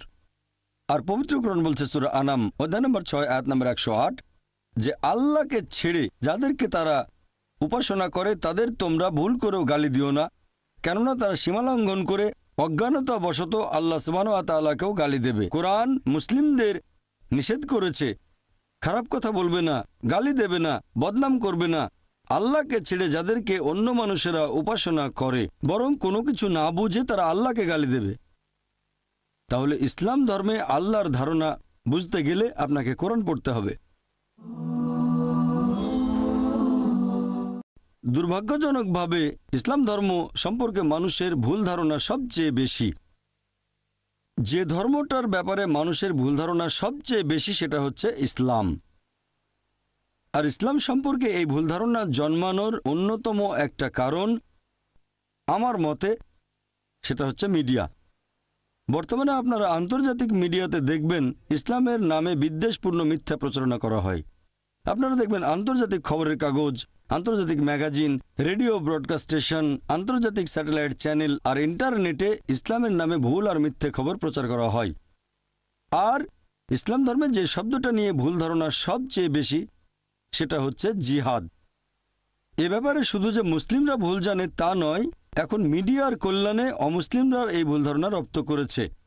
এখনকার দিনে বেশিরভাগ মানুষ, হোক মুসলিম বা অমুসলিম, তারা মনে করে যে যুদ্ধটা করছে যে কোনো মুসলিম যে কোনো কারণে, হতে পারে ব্যক্তিগত স্বার্থে, হতে পারে সুনামের জন্য, হতে পারে খ্যাতির জন্য, হতে পারে সম্মানের জন্য, অথবা কোনো দেশের জন্য, যে যুদ্ধটা করছে একজন মুসলিম সেটাকে বলা হচ্ছে জিহাদ। জিহাদ বলতে একজন মুসলিমের যে কোনো কারণে যুদ্ধ করাকে বোঝায় না। জিহাদ এর মূল আরবি শব্দ জাহাদা, যার মানে হচ্ছে চেষ্টা করা অথবা সংগ্রাম করা। ইসলামিক পরিভাষায় জিহাদ মানে চেষ্টা আর সংগ্রাম করা নিজের খারাপ আকাঙ্ক্ষার বিরুদ্ধে। জিহাদের আরেকটা মানে চেষ্টা আর সংগ্রাম করা সমাজকে উন্নত করার জন্য। আরও একটা মানে অত্যাচারের বিরুদ্ধে চেষ্টা আর সংগ্রাম করা। জিহাদের আরও একটা মানে আত্মরক্ষার জন্য চেষ্টা আর সংগ্রাম করা। তাহলে মূলত জিহাদ মানে চেষ্টা আর সংগ্রাম করা। একজন ছাত্র যদি পরীক্ষায় পাশ করার জন্য চেষ্টা আর সংগ্রাম করে, আরবিতে তাকে আমরা বলবো জিহাদ করছে। তাহলে জিহাদ শব্দের মানে চেষ্টা আর সংগ্রাম। বর্তমানে যারা প্রাচ্যের উপর বিশেষজ্ঞ তারা জিহাদ শব্দের অনুবাদ করেন পবিত্র যুদ্ধ। যদি পবিত্র যুদ্ধ শব্দের আরবি করেন সেটা হবে হারবুম মুকাদ্দাসা। আর এই হারবুম মুকাদ্দাসা শব্দটা কোরআনের কোথাও বলা হয়নি, নবী মুহাম্মদ সাল্লাল্লাহু আলাইহি সাল্লামের কোনো হাদিসেও বলা হয়নি। এই পবিত্র যুদ্ধ শব্দটা যদি আপনার ইতিহাস দেখেন, এটা প্রথম ব্যবহার হয়েছে ক্রুসেডকে বোঝাতে। এই ক্রুসেডাররা মানুষজনকে জোর জবরদস্তি করে খ্রিস্টান ধর্ম গ্রহণ করতে বাধ্য করত। আর দুর্ভাগ্যজনকভাবে এখন শব্দটা ব্যবহার হচ্ছে ইসলাম আর মুসলিমদের বোঝাতে। কোরআন একেবারে পরিষ্কার করে বলেছে, সূরা মাইদা অধ্যায় নম্বর 5 আয়াত নম্বর 32, যদি কেউ অন্য কোনো মানুষকে হত্যা করে, সেটা যদি হত্যার অপরাধ বা দেশে বিশৃঙ্খলা সৃষ্টির অপরাধে না হয়, তাহলে সে যেন পুরো মানব জাতিকে হত্যা করল। পবিত্র কোরআন বলছে, যদি কোনো মানুষ অন্য একজন নিরীহ মানুষকে হত্যা করে, হোক সে মুসলিম বা অমুসলিম, তাহলে সে যেন পুরো মানব জাতিকেই হত্যা করল। আয়াতটাতে আরো বলা হয়েছে, যদি কেউ অন্য মানুষের জীবন বাঁচায়, হোক সে মুসলিম বা অমুসলিম, তাহলে সে যেন পুরো মানব জাতিরই জীবন বাঁচালো। কম্পারেটিভ রিলিজিয়নের একজন ছাত্র হিসেবে আমি পবিত্র কোরআন বাদে পৃথিবীর অন্য কোনো ধর্মগ্রন্থ দেখিনি যেখানে সন্ত্রাসের বিরুদ্ধে এত স্পষ্ট করে বলা হয়েছে, নিরীহ মানুষকে হত্যার বিরুদ্ধে বলা হয়েছে। যদি কোনো মানুষ অন্য কোনো নিরীহ মানুষকে হত্যা করে, হোক সে মুসলিম বা অমুসলিম, তাহলে সে যেন পুরো মানব জাতিকে হত্যা করলো। অন্য কোনো ধর্মগ্রন্থে আমি এরকম কোনো অনুচ্ছেদ দেখিনি। কোরআন বাদে আর কোনো ধর্মগ্রন্থে এভাবে সন্ত্রাসবাদকে নিষেধ করা হয়নি। বলা হয়েছে, যদি কোনো মানুষ অন্য মানুষের জীবন বাঁচায়, হোক মুসলিম বা অমুসলিম, তাহলে সে যেন পুরো মানব জাতির জীবন বাঁচালো। ইসলাম সব ধরনের সন্ত্রাসবাদের নিন্দা করে। ইসলাম ধর্ম যে কোনো নিরীহ মানুষ হত্যার নিন্দা করে। তাদের ধর্ম, বর্ণ, গোত্র যাই হোক না কেন, তারা যে দেশেরই নাগরিক হোক না কেন, সে যে ধর্মেরই অনুসারী হোক। ইসলাম আর আমি নিজেও সব ধরনের সন্ত্রাসবাদকে নিন্দা করি। এছাড়াও নিন্দা করি সেই 9/11কে, যেটা ঘটেছিল 2001 সালের 9 সেপ্টেম্বর নিউ ইয়র্কের টুইন টাওয়ারে আক্রমণ। সেখানে কয়েক হাজার নিরীহ মানুষ মারা গিয়েছিল। নিন্দা করি 7/7কে, 2005 সালের 7 জুলাই লন্ডনের বোমা বিস্ফোরণে প্রায় 50 জন নিরীহ মানুষ মারা গিয়েছিল। এছাড়াও নিন্দা করি সেই সিরিজ বোমা বিস্ফোরণকে, যেটা ঘটেছিল বোম্বেতে 2006 সালের 11 জুলাই। সেখানে 180 জনের বেশি নিরীহ মানুষ মারা গিয়েছিল। আমি নিন্দা করি গুজরাটের সেই সাম্প্রদায়িক দাঙ্গাকে, যেটা ছিল পূর্ব পরিকল্পিত। এটা ঘটেছিল ভারতের গুজরাটে। সেখানে কয়েক হাজার নিরীহ মুসলিম নিহত হয়েছিল। আমি সব ধরনের সন্ত্রাসবাদের নিন্দা করি যেখানে নিরীহ মানুষকে হত্যা করা হয়, হোক তারা মুসলিম বা অমুসলিম। আর যে ধরনের সন্ত্রাসী কাজে নিরীহ মানুষ হত্যা করা হয়, সেটা নিন্দা করতে হবেই। আত্মঘাতী বোমা হামলাকেও এখনকার দিনে গত কয়েক দশক ধরে দেখা যাচ্ছে যে একজন লোক তার শরীরে বোমা বাঁধল, তারপর গেল একটা মার্কেটে অথবা গেল রেল স্টেশনে বা রাস্তায়, তারপর নিজেকে বোমা দিয়ে উড়িয়ে দিল আর নিজের সাথে সাথে মেরে ফেললো আরও কিছু নিরীহ মানুষকে। এই কাজটা কোনো ধর্মই সমর্থন করবে না, বিশেষ করে ইসলাম। আত্মঘাতী বোমা হামলা যেখানে নিরীহ মানুষ মারা যায়, এটা ইসলামে পুরোপুরি নিষিদ্ধ। দুর্ভাগ্যজনকভাবে যদিও ইসলাম ধর্ম সব ধরনের সন্ত্রাসবাদকেই নিন্দা করে, অতীতে যত সন্ত্রাসবাদ হয়েছে সবগুলোকে, আর বিংশ শতাব্দীর সন্ত্রাসকেও নিন্দা করে। সন্ত্রাসকে নিন্দা করলেও দুর্ভাগ্যজনকভাবে বর্তমানে মিডিয়া প্রচার করে ইসলাম এমন একটা ধর্ম যেটা সন্ত্রাসবাদকে সমর্থন করে। প্রত্যেক সম্প্রদায়ে কিছু কুলাঙ্গার থাকে, আর আমিও এটা জানি যে মুসলিম সম্প্রদায়ের মধ্যেও কিছু কুলাঙ্গার আছে। মিডিয়া এখানে কি করে? মিডিয়া মুসলিমদের মধ্য থেকে সেই কুলাঙ্গারদের বেছে নেয় আর প্রচার করে যে এরাই হচ্ছে আদর্শ মুসলিম। এই মিথ্যা প্রচারের কারণে আমরা দেখি যে বেশিরভাগ মানুষ মনে করে ইসলাম সন্ত্রাসকে সমর্থন করে। কোরআন পড়লে দেখবেন, নবীর সহিহ হাদিস পড়লে দেখবেন, পৃথিবীর প্রধান ধর্মগুলোর মধ্যে ইসলাম ধর্ম সবচেয়ে সোচ্চার হয়ে নিরীহ মানুষ হত্যার প্রতিবাদ করেছে। আর মিডিয়ার প্রচারণার ফলে যারা নেতিবাচক মনোভাবের শিকার হন, তাদের মধ্যে আমিও একজন। 8 মাস আগে 2010 সালের জুন মাসে যুক্তরাজ্যে গিয়ে আমার বেশ কয়েকটা লেকচার দেওয়ার কথা ছিল। প্রথম লেকচারটা ছিল ওয়েমলি এরিনায়, লন্ডনের ওয়েমলিতে, তারপর এলজি এরিনা এনইসি বার্মিংহামে, এরপর শেফিল্ডের শেফিল্ড এরিনায়। প্রত্যেকটা এরিনাতে দর্শক ধারণ ক্ষমতা 10 থেকে 15 হাজারের মতো, আর এগুলো খুবই বিখ্যাত। আমার লেকচার ট্যুরের মাত্র 3 সপ্তাহ আগে একটা খবর ছাপানো হলো শীর্ষস্থানীয় একটা পত্রিকা সানডে টাইমসে। সানডে টাইমসে হেডলাইন করা হলো এভাবে, ঘৃণা ছড়িয়ে দেওয়া মুসলিম ধর্মপ্রচারককে ব্রিটেনে ঢুকতে দেওয়া হচ্ছে। পত্রিকাটি আমার লেকচারের অংশবিশেষও তুলে দিল। সেগুলো হয় প্রসঙ্গ ছাড়া উদ্ধৃতি, নয়তো ভুল বলা হয়েছে। আমাকে এমনভাবে তুলে ধরলো যেন আমি ঘৃণা প্রচার করি আর সন্ত্রাসবাদকে সমর্থন করি। তার কয়েকদিন পরে সেই খবরটাকে তুলে নিয়ে আবার ছাপানো হলো যুক্তরাজ্যের অনেকগুলো খবরের কাগজে। শুধুমাত্র যুক্তরাজ্যের কাগজে নয়, আন্তর্জাতিক বিভিন্ন খবরের কাগজে ছাপানো হলো, যেমন ভারতেও। দুর্ভাগ্যজনকভাবে পত্রিকায় এই খবরগুলো দেখে যুক্তরাজ্যের হোম সেক্রেটারি টেরেসা মে আমার বিরুদ্ধে একটা এক্সক্লুশন অর্ডার পাশ করলেন 2010 সালের 16 জুন। তিনি পত্রিকায় খবরটা পড়েছেন আর ইউটিউবে কিছু ভিডিও ক্লিপ দেখেছেন, আর এই ভিডিওগুলোতে প্রসঙ্গটা বাদ দেওয়া হয়েছে। এছাড়াও সেই ভিডিওতে অনেক কিছু এডিট করা হয়েছে। এই ইউটিউব ক্লিপ আর পত্রিকার খবরের ভিত্তিতে যুক্তরাজ্যের হোম সেক্রেটারি 2010 সালের 16 জুন আমার বিরুদ্ধে এক্সক্লুশন অর্ডার পাশ করলেন। এর পরের দিন 17 জুন ব্রিটেনের ডেপুটি হাইকমিশনার বোম্বে 17 জুন তিনি আমার ভিসাকে বাতিল করে দিলেন। আমি যুক্তরাজ্যের 5 বছরের মাল্টিপল এন্ট্রি ভিসা পেয়েছিলাম। ইস্যু করা হয়েছিল 2008 সালের 15 জুলাই, মেয়াদ ছিল 2013 সালের 15 জুলাই পর্যন্ত। গত 20 বছর ধরে আমি যুক্তরাজ্যে আসা যাওয়া করছি। এমনিতেও এখানে এসেছি, লেকচার দিতেও বেশ কয়েকবার এসেছি। আমার কাছে 5 বছরের মাল্টিপল ভিসা ছিল, যেটা দিয়ে আমি আগেও 2 বার এসেছি, 2008 এবং 2009। কোনো রকম শুনানি ছাড়াই ভিসাটা বাতিল করা হলো। আমার মতে এটা মত প্রকাশের স্বাধীনতা আর মানবাধিকারের উপর একটা আক্রমণ ছাড়া কিছুই নয়।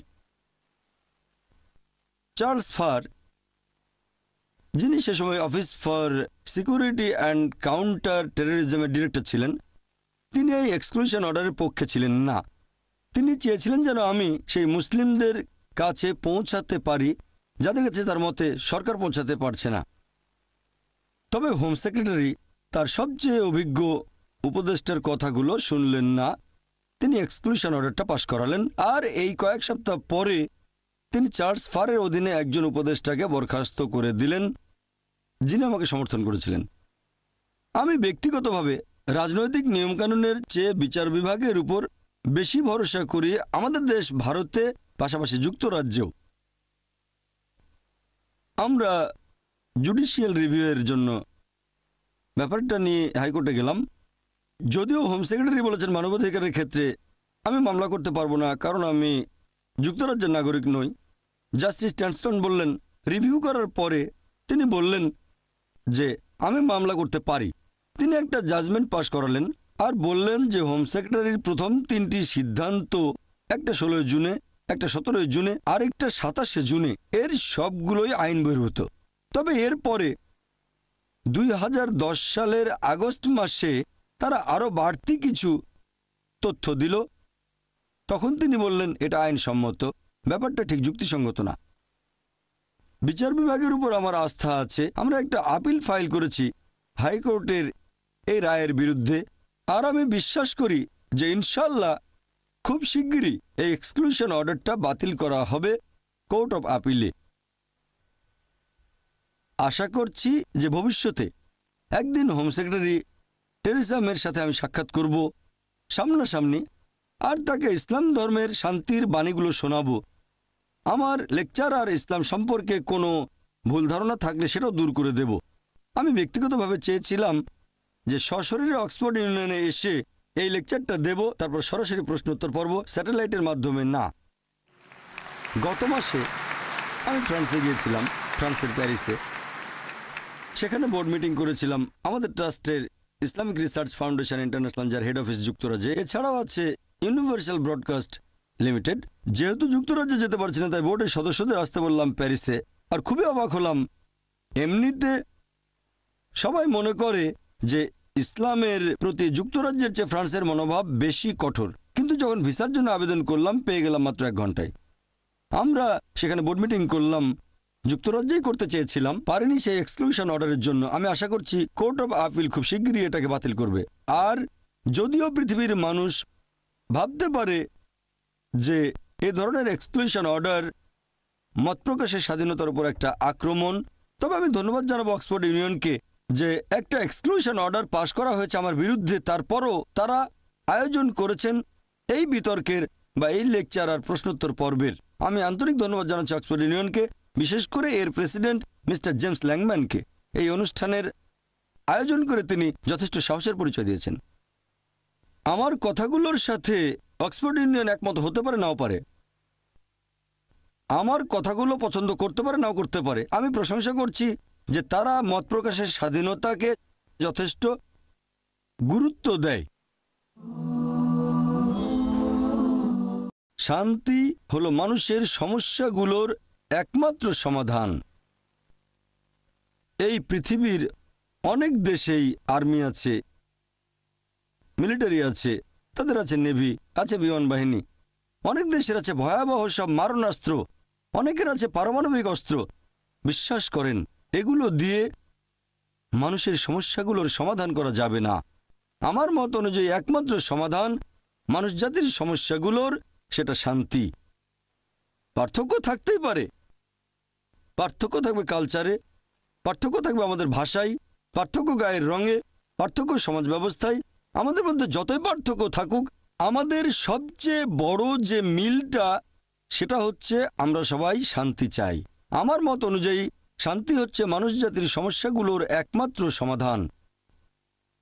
আমার লেকচারের শুরুতে বলেছিলাম, ইসলাম এর মূল আরবি শব্দটা সালাম, যার মানে হচ্ছে শান্তি। আর এই সালাম শব্দটা পবিত্র কোরআনে আছে সব মিলিয়ে 43 বার, আর বিভিন্ন রূপ ধরলে শব্দটা কোরআনে আছে সব মিলিয়ে 143 বার। সালাম, শান্তি, এই শব্দটা পবিত্র কোরআনে আছে সব মিলিয়ে 143 বার। আর লেকচারের শুরুতে আমি আপনাদের উদ্দেশ্যে বলেছিলাম আসসালামু আলাইকুম, যার মানে সবার উপরে শান্তি বর্ষিত হোক। পবিত্র কোরআন বলছে সূরা ইয়াসিন অধ্যায় নম্বর 36 আয়াত নম্বর 58 যে সালাম হচ্ছে একটা সম্ভাষণ পরম দয়ালু প্রতিপালকের পক্ষ থেকে। আল্লাহ তাআলার অন্যতম একটা বৈশিষ্ট্য হচ্ছে আসসালাম, অর্থাৎ শান্তির উৎস। কোরআন বলছে সূরা আল হাশর অধ্যায় নম্বর 59 আয়াত নম্বর 23, এখানে আল্লাহ সুবহানাহু ওয়া তাআলাকে বলা হয়েছে আসসালাম, শান্তির উৎস। কোরআন বলছে সূরা মাইদা অধ্যায় নম্বর 5 আয়াত নম্বর 16, আল্লাহ তাআলা তাদেরকে পরিচালনা করেন যারা তার কাছে আসে শান্তি ও নিরাপত্তার পথে, তাদেরকে অন্ধকার থেকে বের করে আলোতে নিয়ে যান।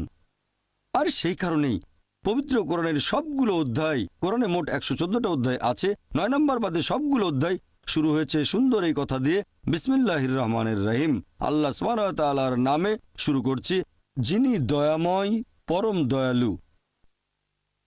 আমার মতে শান্তি হচ্ছে মানুষের সমস্যাগুলোর একমাত্র সমাধান, আর আমার কাজ হচ্ছে শান্তির বাণী প্রচার করা। আমার মিশন শান্তি প্রচার করা। আপনারা অনেকেই হয়তো জানেন যে আমি 5 বছর আগে পিস টিভি নামে একটা গ্লোবাল স্যাটেলাইট চ্যানেল শুরু করেছিলাম 2006 সালের জানুয়ারিতে। 2006 সালের জানুয়ারিতে শুরু করলাম পিস টিভি ইংরেজিতে। 2.5 বছর পরে 2008 সালে পিস টিভি উর্দু, আর ইনশাআল্লাহ আগামী কয়েক মাসের মধ্যে 2011 এপ্রিলে আমরা শুরু করতে যাচ্ছি পিস টিভি বাংলা। বর্তমানে পিস টিভি ইংলিশের দর্শক সংখ্যা পৃথিবী জুড়ে ইসলামিক চ্যানেলগুলোর মধ্যে সবচেয়ে বেশি। আমাদের দর্শক সংখ্যা 10 কোটিরও বেশি, আর তাদের মধ্যে 25%-এরও বেশি দর্শক হচ্ছেন অমুসলিম। যদি আমি মাত্র একজন মানুষকেও বোঝাতে পারি, হোক সে মানুষটা মুসলিম বা অমুসলিম, যদি তাকে বিরত রাখতে পারি একজন নিরীহ মানুষকে হত্যা করা থেকে, আমি মনে করব যে পুরো মানুষ জাতিকে বাঁচিয়েছি। শান্তি হচ্ছে একমাত্র সমাধান। আমি শুধু শান্তির কথাই বলবো। আমার মিশন শান্তির বাণী প্রচার করা। লেকচার শেষ করার আগে আমি ডক্টর অ্যাডাম পিয়ারসনের একটা কথার উদ্ধৃতি দেব। ডক্টর অ্যাডাম পিয়ারসন বলেছেন, মানুষ ভয় পায় যে একদিন পারমাণবিক অস্ত্রগুলো হয়তো আরবদের হাতে চলে যাবে। তারা আসলে বুঝতে পারে না যে ইসলামের বোমা অর্থাৎ শান্তির বোমা পৃথিবীতে অনেক আগেই পড়েছে। এটা পড়েছে যেদিন নবী মুহাম্মদ সাল্লাল্লাহু আলাইহি সাল্লাম জন্মেছিলেন। ওয়া আখির দাওয়ানা আলহামদুলিল্লাহি রাব্বিল আলামিন।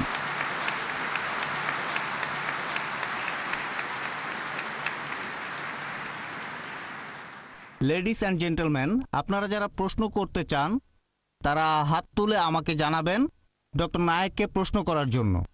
এখানে আমাদের নিয়মটা হবে এরকম, আপনারা হাত তুলে আমাকে জানাবেন, তারপর আপনারা পোডিয়ামের উপর মাইক্রোফোনের সামনে দাঁড়াবেন, একবারে 5 জন করে। প্রশ্ন করার সময় পোডিয়ামে দাঁড়াবেন, আর উত্তর শেষ না হওয়া পর্যন্ত দয়া করে সেখানেই আপনারা থাকবেন। তারপর আপনার সিটে চলে যাবেন। তাহলে প্রথম প্রশ্ন এদিক থেকে, তারপর এদিকে, তারপর ও পাশে, এভাবে প্রশ্ন করা চলতে থাকবে। হাত তুলে আমাকে জানাবেন। উত্তর শেষ হলে সিটে বসে পড়বেন। ডক্টর নায়েক, আপনার লেকচারের জন্য অনেক ধন্যবাদ। আমার প্রশ্নটা হলো, আপনি বলেছেন আপনি শান্তি প্রচার করেন। আপনি ইসলাম ধর্মের শান্তির ধারণাটা খুব সুন্দরভাবে বললেন। আপনার মাইক্রোফোনের সামনেও লেখা আছে পিস, তার মানে শান্তি। আমিও আপনার সাথে অনেক বিষয়ে একমত। আমার প্রশ্ন হচ্ছে, তারপরেও কেন আপনার কথাগুলোকে বিতর্কিত হিসেবে দেখা হয়? ইসলামিক বিশ্বে বিভিন্ন মুসলিম বিশেষজ্ঞগণ তারা আপনার কথাগুলোকে ভুল বলে মনে করেন। এরকম হওয়ার কারণটা কি? আপনি বললেন যে হোম সেক্রেটারি আপনাকে যুক্তরাজ্যে নিষিদ্ধ করেছেন মিডিয়ার ষড়যন্ত্রের কারণে। তারপরেও অনেকেই কেন আপনার কথাগুলোকে অপছন্দ করে? ভাই, খুব সুন্দর প্রশ্ন করেছেন। আমি যদি শান্তির বাণী প্রচার করি, শান্তি প্রচার করি, তারপরও অনেকে আমার বিরুদ্ধে, মুসলিম আছে, অমুসলিম আছে, যুক্তরাজ্যের হোম সেক্রেটারি। ভাই, আপনাকে বুঝতে হবে, যখন কেউ জনপ্রিয় হয়ে যায় তখন অবশ্যই তার বিরুদ্ধে কিছু লোক থাকবে। সেই জনপ্রিয় মানুষটা ভালো কাজ করতে পারে, খারাপ কাজও করতে পারে। আমি আপনাকে একটা সুন্দর উদাহরণ দিচ্ছি। বর্তমানে মাইকেল এইচ হার্ট নামে একজন লেখক, তিনি একটা বই লিখেছেন, পৃথিবীর ইতিহাসে প্রভাবশালী 100 জন মানুষ। তিনি খ্রিস্টান হলেও তালিকায় 1 নম্বরে রেখেছেন সবচেয়ে প্রভাবশালী মানুষ নবী মুহাম্মদ সাল্লাল্লাহু আলাইহি সাল্লামকে। এমনিতেও দেখবেন যে মুসলিমরা তাদের নবীকে ইতিহাসের সবচেয়ে গুরুত্বপূর্ণ আর প্রভাবশালী মানুষ বলে মনে করে থাকে। অনেক অমুসলিমও ব্যাপারটাকে এভাবেই দেখে থাকে। তবে যদি ভালো করে দেখেন যে এই পৃথিবীতে যে মানুষটার বিরুদ্ধে সবচেয়ে বেশি বই লেখা হয়েছে তিনিও নবী মুহাম্মদ সাল্লাল্লাহু আলাইহি সাল্লাম।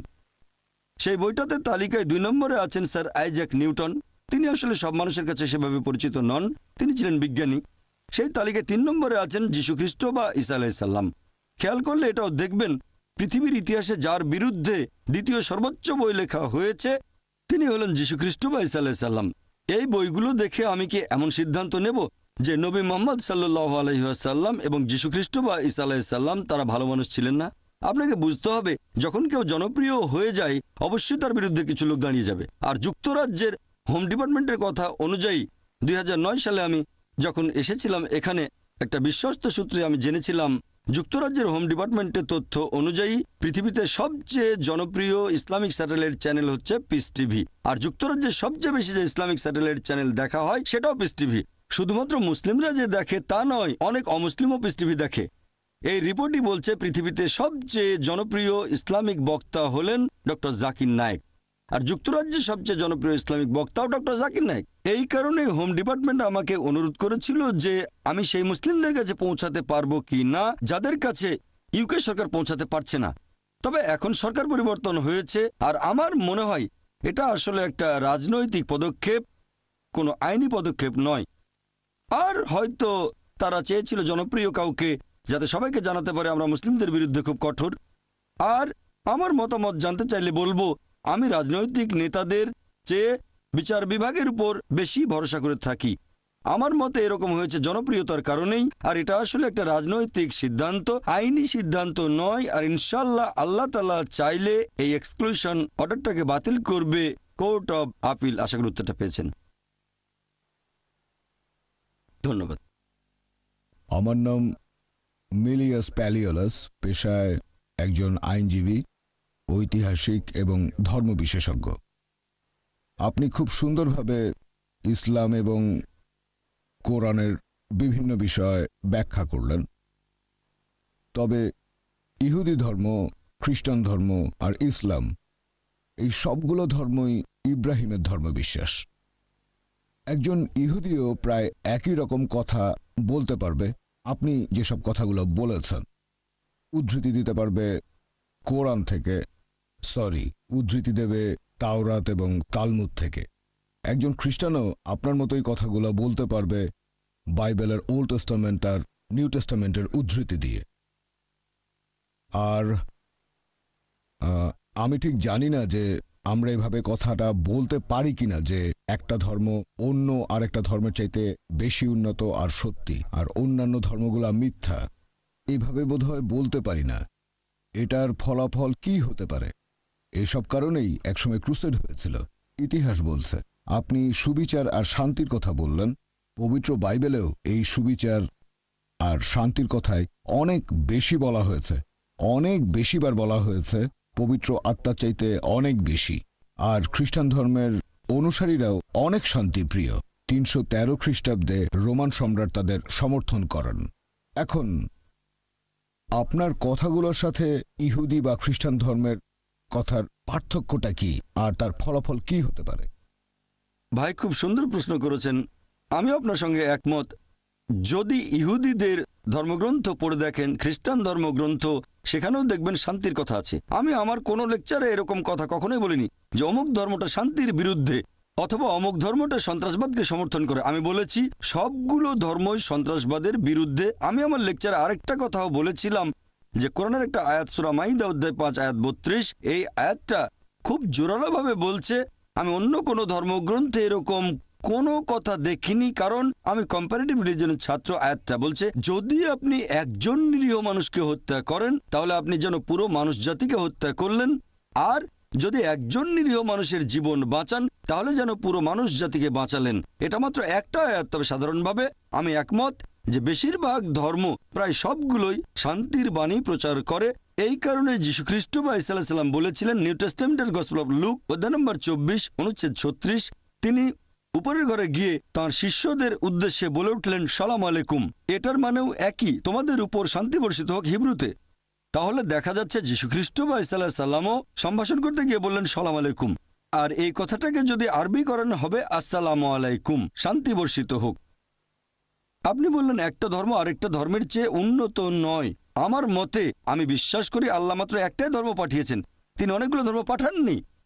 পবিত্র কোরআন বলছে যে আল্লাহ মানুষ জাতিকে বিভক্ত করেছেন বিভিন্ন গোত্রে, বিভিন্ন বর্ণে, বিভিন্ন ভাষায়, যাতে একে অন্যের সাথে পরিচিত হতে পারে, এজন্য না যাকে অন্যকে ঘৃণা করবে। একমাত্র আল্লাহ তাআলা যে ধর্মটা পাঠিয়েছেন সব নবী রাসূলগণের কাছে, হোক তিনি মুসা অথবা হোক যিশু বা ঈসা আলাইহিস সালাম, মুসা আলাইহিস সালাম, মুহাম্মদ সাল্লাল্লাহু আলাইহি সাল্লাম, সেটা হচ্ছে আল্লাহর কাছে নিজের ইচ্ছাকে সমর্পণ করা। আর আমি বিশ্বাস করি যে নবী রাসূলগণ সবাই, যেমন ধরেন আদম, নূহ, মুসা, যিশু, মুহাম্মদ, তারা সবাই শান্তিতে থাকুন, তারা সবাই একটা ধর্মই প্রচার করেছেন, এক আল্লাহকে বিশ্বাস করা আর তার ইবাদত করা, আল্লাহ তাআলার কাছে নিজের ইচ্ছাকে সম্পূর্ণভাবে সমর্পণ করা। আশা করি উত্তরটা পেয়েছেন।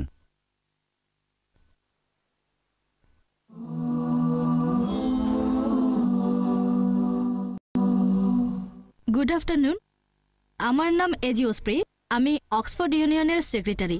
আমি একটা ছোট প্রশ্ন করব। আপনি বললেন যে হিজাব মহিলাদেরকে নিরাপত্তা দেবে। আমার মতে এই হিজাব অবশ্যই তাদের ছোট করে। যদি কোনো মহিলা এভাবে চিন্তা করে, এটার উত্তরে কি বলবেন? আপনার প্রশ্নটা যেন কি? আপনি আপনার লেকচারে হিজাবের কথা বললেন যে এটা নাকি মহিলাদের নিরাপত্তা দেবে। এখন একজন মহিলা যদি হিজাব পরার সিদ্ধান্ত নেয়, সেখানে তাহলে সে মহিলাকে ছোট করা হচ্ছে। বোন সুন্দর প্রশ্ন করেছেন। আমি বলেছিলাম যে মহিলারা হিজাব পালন করবে। এখন হিজাব পালনের সিদ্ধান্ত নিয়ে মহিলারা তো নিজেকে ছোট করছে, এটা তাদের নিচু করছে।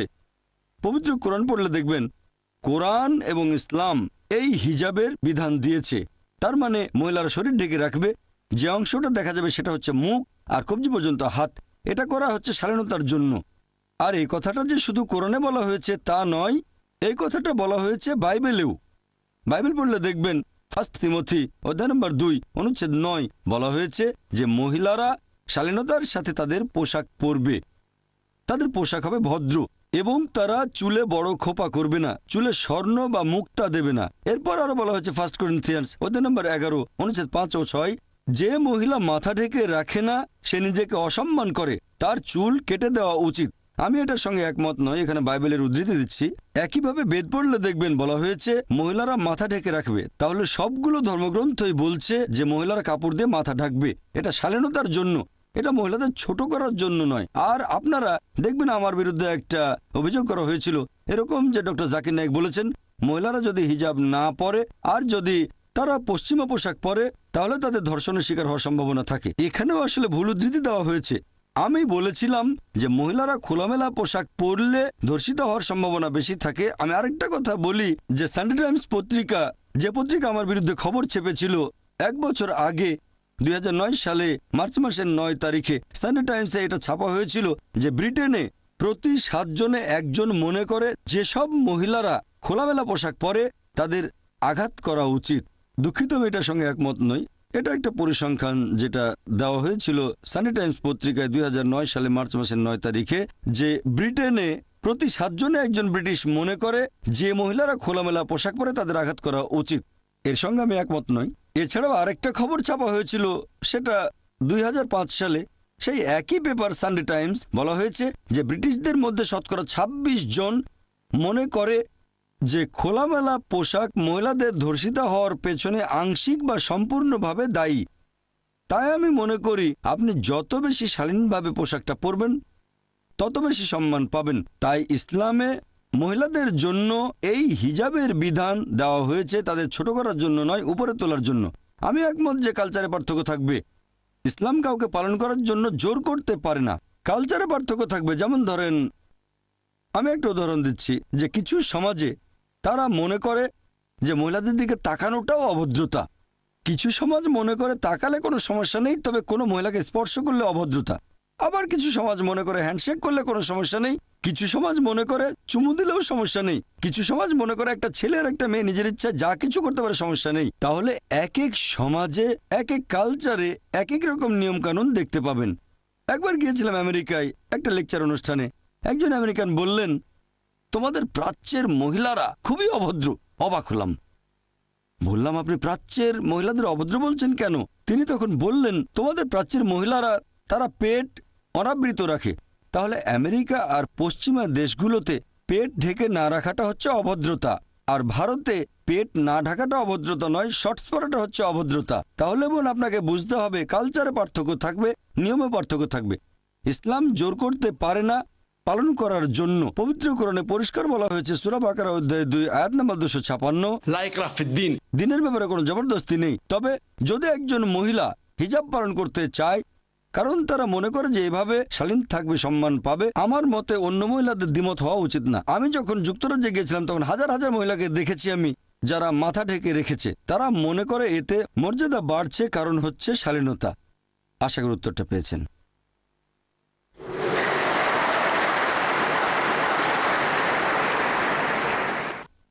Good evening doctor Zakir Naik. আমার নাম ডক্টর রামসি, অক্সফোর্ড থেকে, ইউনিভার্সাল পিস অর্গানাইজেশনের অ্যাম্বাসেডর। এছাড়াও আমি মুসলিম কাউন্সিল অফ ব্রিটেনের একজন সদস্য। প্রথমেই বলবো, আপনি অসাধারণ একটা কাজ করেছেন, আলহামদুলিল্লাহ।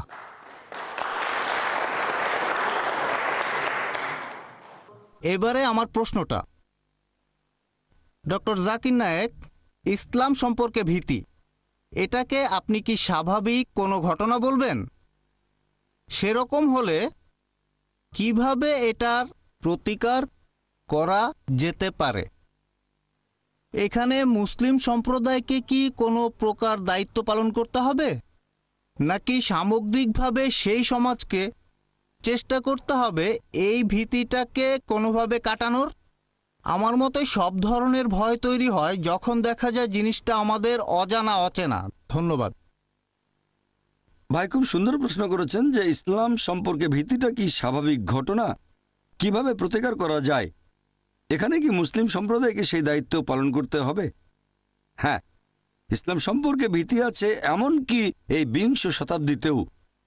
আর আমি আমার লেকচারে বলেছিলাম, আমার মতে ইসলাম সম্পর্কে এই ভীতির অন্যতম একটা কারণ হচ্ছে এই মিডিয়া। এছাড়াও লেকচারে বলেছিলাম যে ইসলাম ধর্ম সম্পর্কে মিডিয়া বেশ কিছু ভুল ধারণা প্রচার করে থাকে।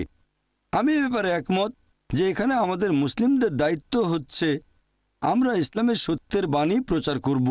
আমি জানি মুসলিমদের মধ্যেও কিছু কুলাঙ্গার আছে। আমি বলছি না যে মুসলিমরা সবাই 100% ধার্মিক, সবাই ভালো। সব সম্প্রদায়ের ভেতরে কুলাঙ্গার আছে, মুসলিমদের ভেতরেও। মিডিয়া এখানে কি করে, তারা মুসলিম সম্প্রদায় থেকে এই কুলাঙ্গারদের বেছে নেয় আর প্রচার করে যে এরাই হচ্ছে আদর্শ মুসলিম। আমাদের যেটা করতে হবে, আমরা প্রচার করব কোরআনের সঠিক শিক্ষাটা আর নবী মুহাম্মদ সাল্লাল্লাহু আলাইহি ওয়াসাল্লামের হাদিসগুলো।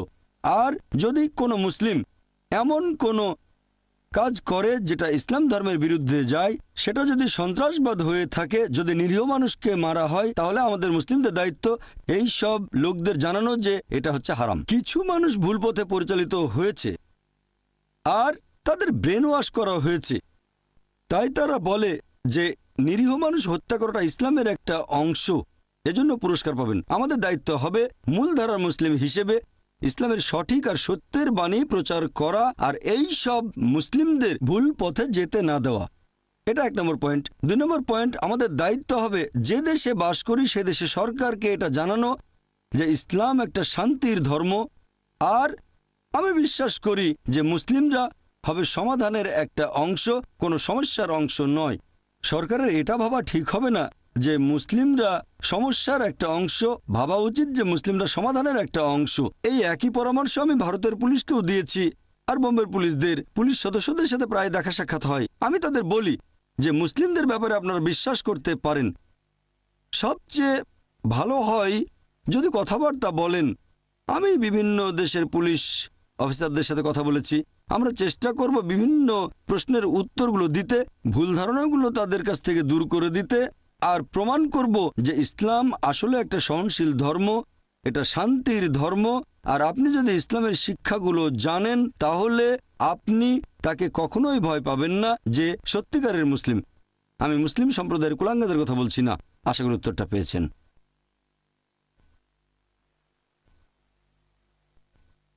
ডক্টর নায়েক, আমার নাম ইয়াসমিন, আমি ইউনিভার্সিটির ছাত্রী। আমার প্রশ্নটা আগের প্রশ্নটার একটা প্রসঙ্গ থেকে। আপনি বলেছিলেন যে আপনি যুক্তরাজ্যে আসতে চেয়েছিলেন কারণ আপনি সেই মুসলিমদের কাছে পৌঁছাতে চেয়েছিলেন যাদের কাছে সরকার পৌঁছাতে পারছে না। এখন আপনার মতে যুক্তরাজ্যের সরকার ঠিক কোন কারণে ব্রিটেনের মুসলিমদের কাছে সেভাবে পৌঁছাতে পারছে না? ধন্যবাদ। বোন, আপনি প্রশ্ন করেছেন যে আমি যুক্তরাজ্যে আসতে চেয়েছিলাম সেই সব মুসলিমদের কাছে পৌঁছানোর জন্য যাদের কাছে সরকার পৌঁছাতে পারছে না। আপনার বুঝতে একটু ভুল হয়েছে বোন। আমি বলেছিলাম Charles Farr, office for security and counter টেররিজমের ডিরেক্টর জেনারেল মনে করেন যে আমি সেই সব মুসলিমদের কাছে পৌঁছাতে পারি যাদের কাছে সরকার পৌঁছাতে পারছে না। তিনি মনে করেন, আমি না। আর আমি যেটা মনে করি, এখানে হোম ডিপার্টমেন্টের কাছে এই তথ্যটা ছিল যে পিস টিভি হচ্ছে যুক্তরাজ্যের সবচেয়ে জনপ্রিয় ইসলামিক স্যাটেলাইট টিভি চ্যানেল। মুসলিমরা দেখেন, পাশাপাশি অমুসলিমরাও দেখেন। আর সবচেয়ে জনপ্রিয় বক্তা হোম ডিপার্টমেন্টের কথা অনুযায়ী, আমার না, হোম ডিপার্টমেন্টের কথা অনুযায়ী ডক্টর জাকির নায়েক। তিনি মনে করেছিলেন আমি তাদের কাছে পৌঁছাতে পারবো, আর তিনি হয়তো ভেবেছিলেন আমার কথাগুলো প্রভাব ফেলবে, আর তিনি হয়তো আমার কথাগুলো প্রসঙ্গসহ পড়েছেন। সেই কারণেই তিনি হোম সেক্রেটারি টেরেসা মের পাশ করা সেই এক্সক্লুশন অর্ডারের বিরুদ্ধে ছিলেন। আশা করি উত্তরটা পেয়েছেন। আপনার মতে তার যুক্তিটা কি ছিল? কারণটা কি হতে পারে যে জন্য সরকার মুসলিমদের কাছে পৌঁছাতে পারছে না? হ্যাঁ, যদি আমার মতামত জানতে চান যে আমি চার্লস ফারের দৃষ্টিভঙ্গিটার সাথে একমত কি না যে সরকার পৌঁছাতে পারছে না, হ্যাঁ আমি একমত। আমি তার সাথে একমত, কারণ আগের প্রশ্নের উত্তরে আমি বলেছিলাম সরকারের এভাবে ভাবা উচিত নয় যে মুসলিমরা সমস্যার একটা অংশ। সরকারের ভাবা উচিত যে মুসলিমরা সমাধানের একটা অংশ। কারণ এখানে অনেক মুসলিম আছেন যারা ব্রিটিশ নাগরিক, আর একজন মুসলিমের দায়িত্ব হচ্ছে যে দেশে বসবাস করছে সেখানকার আইন কানুন সবকিছু মেনে চলা, যতক্ষণ না তাকে এমন কিছু করতে বাধ্য করা হচ্ছে যেটা ইসলাম ধর্মে নিষিদ্ধ, অথবা এমন কিছু করতে বাধা দেওয়া হচ্ছে যেটা ইসলাম ধর্মে বাধ্যতামূলক। ভারতের কথা যদি বলতে হয়, আমার জানা মতে সেখানে এমন কোনো আইন বা সংবিধানের ধারা নেই যেটা ভারতের মুসলিমদের বাধ্য করছে এমন কিছু করতে যেটা নিষিদ্ধ, অথবা এমন কোনো কাজে বাধা দিচ্ছে যেটা ইসলাম ধর্মে বাধ্যতামূলক। তাই আমি একজন নিয়ম মানা মুসলিম আর ভারতীয় হিসেবে গর্বিত। তাহলে আমি ভারতীয় মুসলিম হিসেবে গর্বিত। সেরকম আমার মনে হয় অনেক ব্রিটিশ নাগরিক আছেন যারা আমার মতো করে ভাবেন। তারা মুসলিম এবং তারা দেশের আইন কানুন সবকিছু মেনে চলছেন, তাই তারা ব্রিটিশ মুসলিম।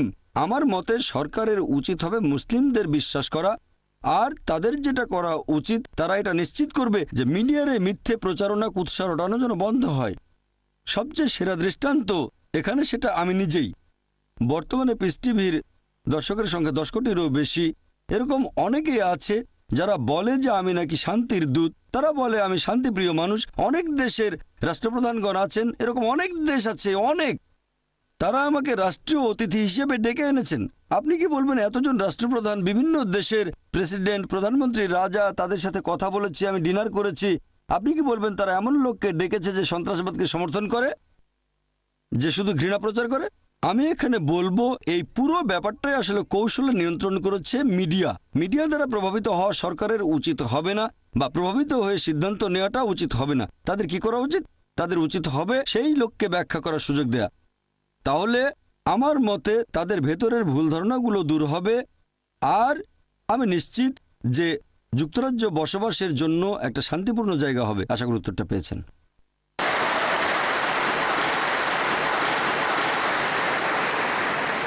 আমরা অনুষ্ঠানটি পরিচালনা করলাম স্যাটেলাইট লিংকের মাধ্যমে। যাই হোক, আমি এবার সবাইকে অনুরোধ করব, আসুন সবাই মিলে ডক্টর নায়েককে লেকচারের জন্য ধন্যবাদ জানাই। তারপর অনুষ্ঠান শেষ করার জন্য আমরা চলে যাব পিস টিভি স্টুডিওতে। এখানেই শেষ করছি। আমি জেমস ল্যাংম্যান। ধন্যবাদ।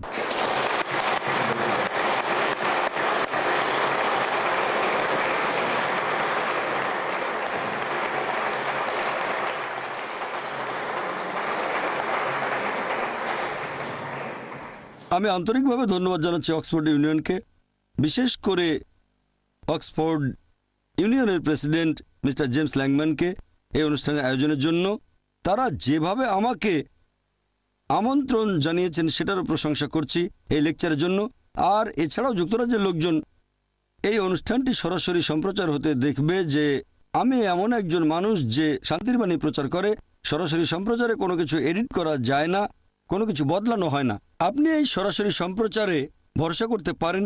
ইউটিউবের ক্লিপে সেই ভরসাটা নেই, সেটা বদলানো যেতে পারে। আমি আবারও অক্সফোর্ড ইউনিয়নের সদস্যদের আন্তরিক ধন্যবাদ জানাচ্ছি। আমি আশা করছি খুব শিগগিরই যখন এক্সক্লুশন অর্ডারটা বাতিল করা হবে, ইচ্ছে আছে আমি নিজে একবার অক্সফোর্ড ইউনিয়নে এসে সদস্যদের সাথে পরিচিত হব। সবাইকে অনেক ধন্যবাদ। ও আখিরি দাওয়ানা আলহামদুলিল্লাহ রাব্বিল আলামিন।